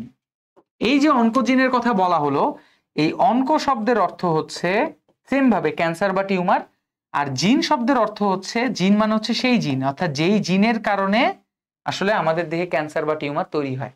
তাহলে জেনেসিস মানে হচ্ছে তৈরি করা, আর শুধু জিন থাকলে মানে হচ্ছে জিন, মানে যে ডিএনএ এর যে জিনটা, যেটা আমাদের ক্যান্সার টিউমার তৈরি করতে সাহায্য করে। 3 নাম্বার, এবার আসো কার্সিনোজেনিক। ঠিক আছে, কার্সিনোজেনিক বা যেটাকে আমরা আরেকটা বলে থাকি মিউটাজিনস, ঠিক আছে, মিউটাজিনস। এই যে কার্সিনোজেনিক বা মিউটাজিনস আছে, এই শব্দের অর্থ কি? কার্সিনোজেনিক বা মিউটাজিনস এই শব্দের অর্থ হলো, মানে কার্সিনোজেনিক বা মিউটাজিনসের শব্দের অর্থ হলো যে সকল পদার্থ, যে সকল পদার্থ ক্যান্সার তৈরি করে। কি তৈরি করে? ক্যান্সার। দেখো আমরা যে সিগারেট খেলে বলি যে মনে করো ক্যান্সার হবে, কেন? কারণ সিগারেটের মধ্যে ক্যান্সার তৈরি হওয়ার মতো উপাদান আছে। তাহলে যে সকল পদার্থ ক্যান্সার তৈরি করে তাকে আমরা কি বলবো? কার্সিনোজেনিক বা মিউটাজেনিক। এইবার আসো আরেকটা ওয়ার্ড, সেটা হচ্ছে 4 নাম্বার। এটার নাম হচ্ছে যেটা দিছে সেটা হচ্ছে নেক্রোসিস, এবং আরেকটা হচ্ছে 5 নাম্বারে আমরা কি শিখবো? অ্যাপোপ্টোসিস। অ্যাপোপ্টোসিস, নেক্রোসিস এবং অ্যাপোপ্টোসিস। নেক্রোসিসের এন দিয়ে হচ্ছে পুষ্টি বুঝায়। কি বুঝায়? পুষ্টি, অর্থাৎ পুষ্টির অভাবে। এন দিয়ে আমরা জানি যেমন হচ্ছে, এন দিয়ে যেমন আমরা ইংলিশে বলি নিউট্রিশন, নিউট্রিশন মানে পুষ্টি। যেমন পুষ্টির অভাবে কোনো কোষ মারা গেলে সেটাকে বলি নেক্রোসিস। আর অ্যাপোপ্টোসিস মানে হচ্ছে জেনেটিক্যাল, অর্থাৎ জিনগতভাবে, জেনেটিক্যাল কোনো কোষ যদি মারা যায় তাহলে সেটাকে আমরা বলে থাকি অ্যাপোপ্টোসিস। জেনেটিক্যালি কোনো কোষ মারা গেলে কি বলবো? অ্যাপোপ্টোসিস। আর পুষ্টির অভাবে কোনো কোষ মারা গেলে সেটাকে আমরা অ্যান্সার দিয়ে কি বলবো? নেক্রোসিস। সো এই পদার্থ থেকে আমরা এখান থেকে কি বুঝলাম? এখানে ওয়ার্ডটা ইউজ করা হয়েছে জেনেটিক্যাল কোষের মৃত্যু, তার মানে এখানে অ্যান্সার হচ্ছে অ্যাপোপ্টোসিস। এই ওয়ার্ডগুলো জানতে হবে। মেটাস্টেসিস, সারা শরীরে ক্যান্সার ছড়িয়ে পড়া, এগুলো জানতে হবে। এই ওয়ার্ডগুলো থেকে কিন্তু আমাদের অবজেক্টিভ চলে আসে। চলো, এই যে যেমন এই প্রশ্নটাই, টিউমার ছড়িয়ে পড়াকে আমরা কি বলি? ধরো তুমি টিউমার ছড়িয়ে পড়া, অনকোজেনেসিস মানে ক্যান্সার সৃষ্টির প্রক্রিয়া, নেক্রোসিস মানে পুষ্টির অভাবে কোষ মারা যায়, অ্যাপোপ্টোসিস মানে হচ্ছে জিনগত কারণে, জেনেটিক্যাল কারণে কোষ মারা যায়। তার মানে বাকি থাকে মেটাস্টেসিস। মেটাস্টেসিস মানে হচ্ছে আমাদের ধরো হাতে কোনো এক জায়গায় ক্যান্সার বা টিউমার হয়েছে, এটা পুরো শরীরে ছড়িয়ে যাবে। তার মানে এই যে ছড়িয়ে পড়া, টিউমার ছড়িয়ে পড়া, এটার অ্যান্সারই হচ্ছে মেটাস্টেসিস। ওকে, নেক্সট প্রশ্ন দেখি। নেক্সট প্রশ্ন আবার দেখো লেখা আছে, সেটা হচ্ছে মাইটোসিস কোষ বিভাজনের কোন ধাপে, যেটা দিনাজপুর বোর্ড 22-এ আসছে, মাইটোসিস কোষ বিভাজনের কোন ধাপে স্পিন্ডল যন্ত্রের সৃষ্টি হয়? মাইটোসিস কোষ বিভাজনের কোন ধাপে স্পিন্ডল যন্ত্রের সৃষ্টি হয়? সৃষ্টি হয়, সূচনা হয়, যাই বলুক না কেন, অ্যান্সার হচ্ছে প্রোমেটাফেজ। এটা মাথায় রাখবো, ঠিক আছে? নেক্সট প্রশ্ন চলো, ক্রোমোজোম নিত্য। এই যে ক্রোমোজোমাল নিত্য, আমরা এটা পড়েছিলাম, কোথায় পড়েছিলাম? প্রোমেটাফেজে, যে ক্রোমোজোম নিত্য দেখা যায়। ক্রোমোজোম নিত্য কোথায় দেখা যাবে? প্রোমেটাফেজে, ঠিক আছে? যেটা মেডিকেল ভর্তি পরীক্ষা, ঢাকা বোর্ড, যশোর বোর্ড, অনেকগুলো বোর্ডে এসেছে। নেক্সট প্রশ্ন, মাইটোসিসের কোন বিভাজনের কোন পর্যায়ে ক্রোমোজোম, আবার সেম প্রশ্ন দেখো, ঢাকা বোর্ড, চট্টগ্রাম বোর্ড, বরিশাল বোর্ডে আসছে, ক্রোমোজোম নিত্য কোন পর্যায়ে দেখা যাবে? সেটা হচ্ছে মেটাফেজ, অর্থাৎ মেটাফেজ দশায় ক্রোমোজোমীয় ড্যান্স বা ক্রোমোজোমীয় নৃত্য দেখা যায়, যেটা সর্বপ্রথম আমি তোমাদেরকে বলেছিলাম। এইবার আসো নেক্সট আমরা যে প্রশ্নে চলে যাব, সেই প্রশ্নটা হচ্ছে, ওকে, মাইটোসিস কোষ বিভাজনের কোন দশায় ক্রোমোজোম বিষুব অঞ্চলে বিন্যস্ত হয়? ক্রোমোজোম বিষুব অঞ্চলে বিন্যস্ত হয়, মানে মেটাকাইনেসিস, বিষুব অঞ্চলে থাকবে, তার মানে এটার অ্যান্সার হচ্ছে মেটাফেজ। তার মানে দেখছো, ওই যে আমরা তোমাদেরকে প্রথম দিকে মাইটোসিস এবং মিওসিসের উপধাপ এবং মাইটোসিসের ধাপগুলো নিয়ে যে বেশ কিছু স্পেশাল ওয়ার্ড বলেছিলাম, যে প্রত্যেক ধাপে এই ওয়ার্ড বা শব্দগুলো মনে রাখতে হবে, তো ওইগুলো থেকে কিন্তু এই অবজেক্টিভ গুলো চলে আসতেছে। ওকে, নেক্সট প্রশ্ন বলছে, যেটা হচ্ছে যশোর বোর্ড, ঢাকা বোর্ড 2022, কোষ বিভাজনের কোন ধাপে নিউক্লিয়ার মেমব্রেন বিলুপ্ত হয়? যে বললাম না যে এরকম একটা প্রশ্ন তোমরা পাবা, নিউক্লিয়াসের আবরণ সম্পূর্ণ বিলুপ্ত হয়। দেখো অপশন আছে প্রোফেজ, প্রোমেটাফেজ, মেটাফেজ, অ্যানাফেজ। এখন কোনটা দেখাবা? বইয়ে প্রোফেজটা কি আছে? নিউক্লিয়ার আবরণী বিলুপ্ত হওয়া শুরু করে। প্রোমেটাফেজ বিলুপ্ত, প্রায় বিলুপ্ত, মানে সম্পূর্ণ হয় না। সম্পূর্ণ বিলুপ্তের অ্যান্সার যদি চাও তাহলে হচ্ছে মেটাফেজ। যদি মেটাফেজ না থাকতো তাহলে আমি প্রোমেটাফেজ দাগাতাম, যেটা নিয়ে আমি তোমাদেরকে এই ক্লাসের শুরুর দিকেই বলেছিলাম। চলো আমরা তারপরে পরবর্তী প্রশ্নগুলো একটু দেখি। পরবর্তী যে প্রশ্নগুলো আছে, আমরা প্রায় শেষের দিকে চলে আসছি। যেমন কোন চক্রে ডিএনএ অনুলিপন হয়? তো এটাই হচ্ছে আমাদের প্রায় শেষের দিকে, যেটা ইন্টারফেজ নিয়ে। তোমরা অনেকে হয়তোবা চিন্তা করতেছিলা যে ভাইয়া এত কিছু পড়লাম কিন্তু ইন্টারফেস টপিকটা তো এখান থেকে কোনো প্রশ্ন আসলো না। তো ইন্টারফেজ এই টপিক থেকে প্রশ্ন চলে আসছে। ইন্টারফেজে আমরা মোটামুটি 3টা ধাপে ভাগ করি। একটা ধাপ হচ্ছে G1, একটা ধাপ হচ্ছে S দশা, একটা ধাপ হচ্ছে G2, আর এই ধাপটার নাম হচ্ছে M ফেজ, অর্থাৎ মাইটোসিস দশা। এইখান থেকে আমাদের মূলত কি কি পড়তে হয় ইন্টারফেস দশার মধ্যে? G1 এর মধ্যে আমাদের সময় পড়তে হবে প্রথমে 30 থেকে 40%, এবং একটা কাজ পড়ব। সেই কাজটা কি? সেটা হচ্ছে ডিএনএ আরএনএ তৈরির উপাদান তৈরি হয়, তৈরির উপাদান তৈরি হয়। অর্থাৎ মনে করো নতুন করে ডিএনএ তৈরি করবো, নতুন ডিএনএ তৈরির মানে হচ্ছে ডিএনএ অনুলিপন, যেটা আমাদের এস দশায় হবে। এস দশার সময় হচ্ছে 30 থেকে 50%, সবচেয়ে বেশি সময় লাগে পার্সেন্ট সময়। আর এখানে হচ্ছে অনুলিপন হবে। কি হবে? অনুলিপন। তো এখন ঘটনা হচ্ছে অনুলিপন, প্রতিলিপন, রেপ্লিকেশন সবই একই জিনিস, অর্থাৎ নতুন ডিএনএ তৈরি করা। নতুন ডিএনএ তৈরি হচ্ছে এস দশা বা সিনথেসিস দশা। এই দশায় নতুন ডিএনএ তৈরি করার জন্য যেই উপাদানগুলো দরকার, যেই এনজাইমগুলো দরকার, সেই এনজাইমগুলো সংগ্রহ করবে কে? জীবন দশা। তার মানে ডিএনএ তৈরি করার জন্য যে উপাদান দরকার, সেই উপাদানগুলো সংগ্রহ করে বা তৈরি করে কে? জীবন। জি2 সময় হচ্ছে কত? 10 থেকে 20%। এটাতে যেটা হয়, এখানে অনেক কিছুই হয়, যেমন এটিপি তৈরি হয়, এটিপি তৈরি। 2 নাম্বার হচ্ছে মাইক্রোটিউবিউলস। এই ওয়ার্ডটা পাবা যখন, যদি দেখো যে মাইক্রোটিউবিউলস, যেটা স্পিন্ডল যন্ত্র তৈরি করতে সাহায্য করে, টিউবিউলস, তখনই বুঝবা যে এটার অ্যান্সার কি হবে? জি2। 3 নাম্বার হচ্ছে এমপিএফ বা ম্যাচুরেশন প্রমোটিং ফ্যাক্টর, অর্থাৎ যে রাসায়নিক পদার্থ একে নিয়ন্ত্রণ করে। আর জি1 কে নিয়ন্ত্রণ করে কে? জি1 কে নিয়ন্ত্রণ করে হচ্ছে সিডিকে বা সাইক্লিন ডিপেন্ডেন্ট কাইনেস। যাই হোক, এই ওয়ার্ডগুলো আমাদের মাথায় রাখতে হবে। আর এম ফেজ যেটা আছে, এম ফেজের সময় লাগে হচ্ছে 5 থেকে 10%। তাহলে শর্টকাটে যদি বলি, ইন্টারফেজের ধাপ জি1 এস জি2 এবং এম ফেজ, সর্বপ্রথম তাদের সময় লাগবে 30 থেকে 40 জি1, 30 থেকে 50 এস, জি2 হচ্ছে 10 থেকে 20% এবং এম ফেজ হচ্ছে 5 থেকে 10%। সেকেন্ড আমাদের কি লাগবে? জি1 এ কি হয়? ডিএনএ আরএনএ তৈরির উপাদান তৈরি হয়। এস দশায় কি হবে? ডিএনএ অনুলিপন, প্রতিলিপন বা নতুন ডিএনএ তৈরি হয়, মানে অনুলিপন যেটাকে বলা হয় বা রেপ্লিকেশন বলা হয়। আর জি2 তে এটিপি তৈরি হয়, কারণ এই এটিপি কে ব্যবহার করে মাইটোসিস। এম ফেজ মানে হচ্ছে মাইটোসিস দশা। এই মাইটোসিস দশার যে প্রোফেজ, প্রো মেটাফেজ, এই ধাপগুলো চালনা করা হবে। মাইক্রোটিউবিউল যেটা হচ্ছে স্পিন্ডল যন্ত্র, মাইটোসিস দশার প্রো মেটাফেজে তৈরি করতে সাহায্য করে। সময় কত পার্সেন্ট? তো বলছে কোষ চক্রের কোন পর্যায়ে ডিএনএ এর অনুলিপন হয়। তাহলে ডিএনএ এর অনুলিপন কোন পর্যায়ে হবে? এস দশায়। যে আমরা লিখে রাখছি, এস দশায় ডিএনএ এর অনুলিপন। কার অনুলিপন? ডিএনএ অনুলিপন হবে হচ্ছে মাইটোসিসের এস দশায়। ওকে, তারপর আসলে চলো পরবর্তী প্রশ্নে চলে যাই। দেখো, একটু আগে প্রশ্ন আসছিল, এটা ঢাকা বোর্ড 2019-এর সেম প্রশ্নটাই আবার চট্টগ্রাম বোর্ড 2015 সালে হয়েছিল। তার মানে বোর্ড কোশ্চেন কিন্তু রিপিট হচ্ছে। কোষচক্রের কোন পর্যায়ে ডিএনএ প্রতিলিপন সৃষ্টি হয়? অনুলিপন, প্রতিলিপন, আরেকটা কি দিতে পারে? আরেকটা দিতে পারে অনুলিপন যা, প্রতিলিপন যা, আরেকটা দিতে পারে হচ্ছে ইংলিশে রেপ্লিকেশন। রেপ্লিকেশন, ঠিক আছে।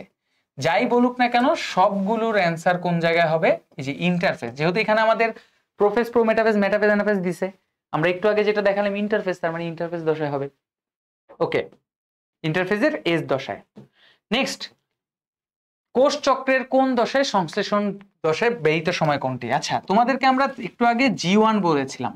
এই জি1 এর ফুল মিনিং হচ্ছে জিএপি, গ্যাপ 1, বা যেটাকে আমরা বাংলায় যদি বলি, বাংলায় এর নাম হচ্ছে বিরাম 1। এটার নাম কি? বিরাম 1। তার মানে তোমাদের বাংলা নামটাও মনে রাখতে হবে, যেটার সময় ছিল 30 থেকে 40%। 30 থেকে 40%। এরপরে আমরা যদি বলি, এরপরের দশার নাম হচ্ছে এস। এস এর মানে হচ্ছে সিনথেসিস, ঠিক আছে? সিনথেসিস। সিনথেসিসের বাংলা যদি বলো, তাহলে বাংলা নামটা হচ্ছে সংশ্লেষণ। সংশ্লেষণ, ঠিক আছে? সংশ্লেষণ, যার সময় হচ্ছে 30 থেকে 50%। আর সর্বশেষ আমরা যদি জি2 দশার কথা বলি, আমরা কার কথা বলতেছি? জি2 দশা, ঠিক আছে? জি2, বা যেটাকে আমরা ইংলিশে বলছি হচ্ছে গ্যাপ 2, যেটার বাংলা মানে হচ্ছে বিরাম 2।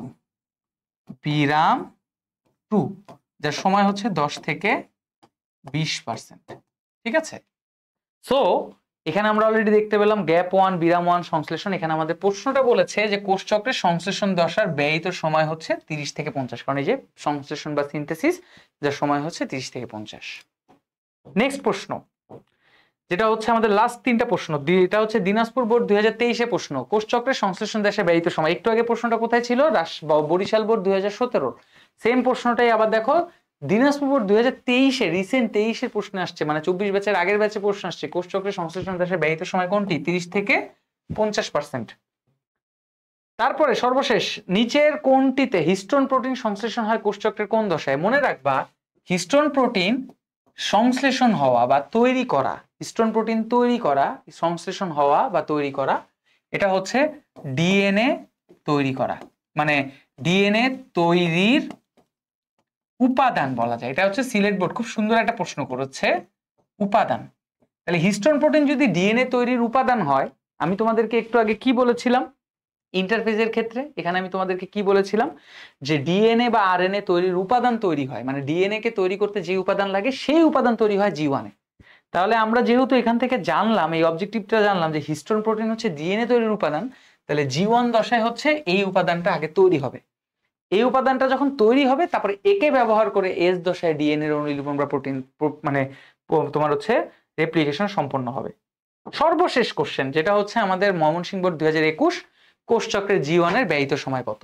তো জি1 এর ব্যয়িত সময় যেটা আছে সেটা হচ্ছে 30 থেকে 40%। তো আশা করি আজকের এই যে আমরা এমসিকিউ সলভ করলাম, এর মাধ্যমে আমরা অনেক কিছু শিখলাম। কি কি শিখলাম? কিভাবে কোন কোন টপিকের কোন কোন বিষয়গুলো আমাদের মনে রাখতে হবে। দেখছো ঘুরে ফিরে কিন্তু কন্টিনিউয়াসলি একই জায়গার প্রশ্নগুলি বারবার আসছিল।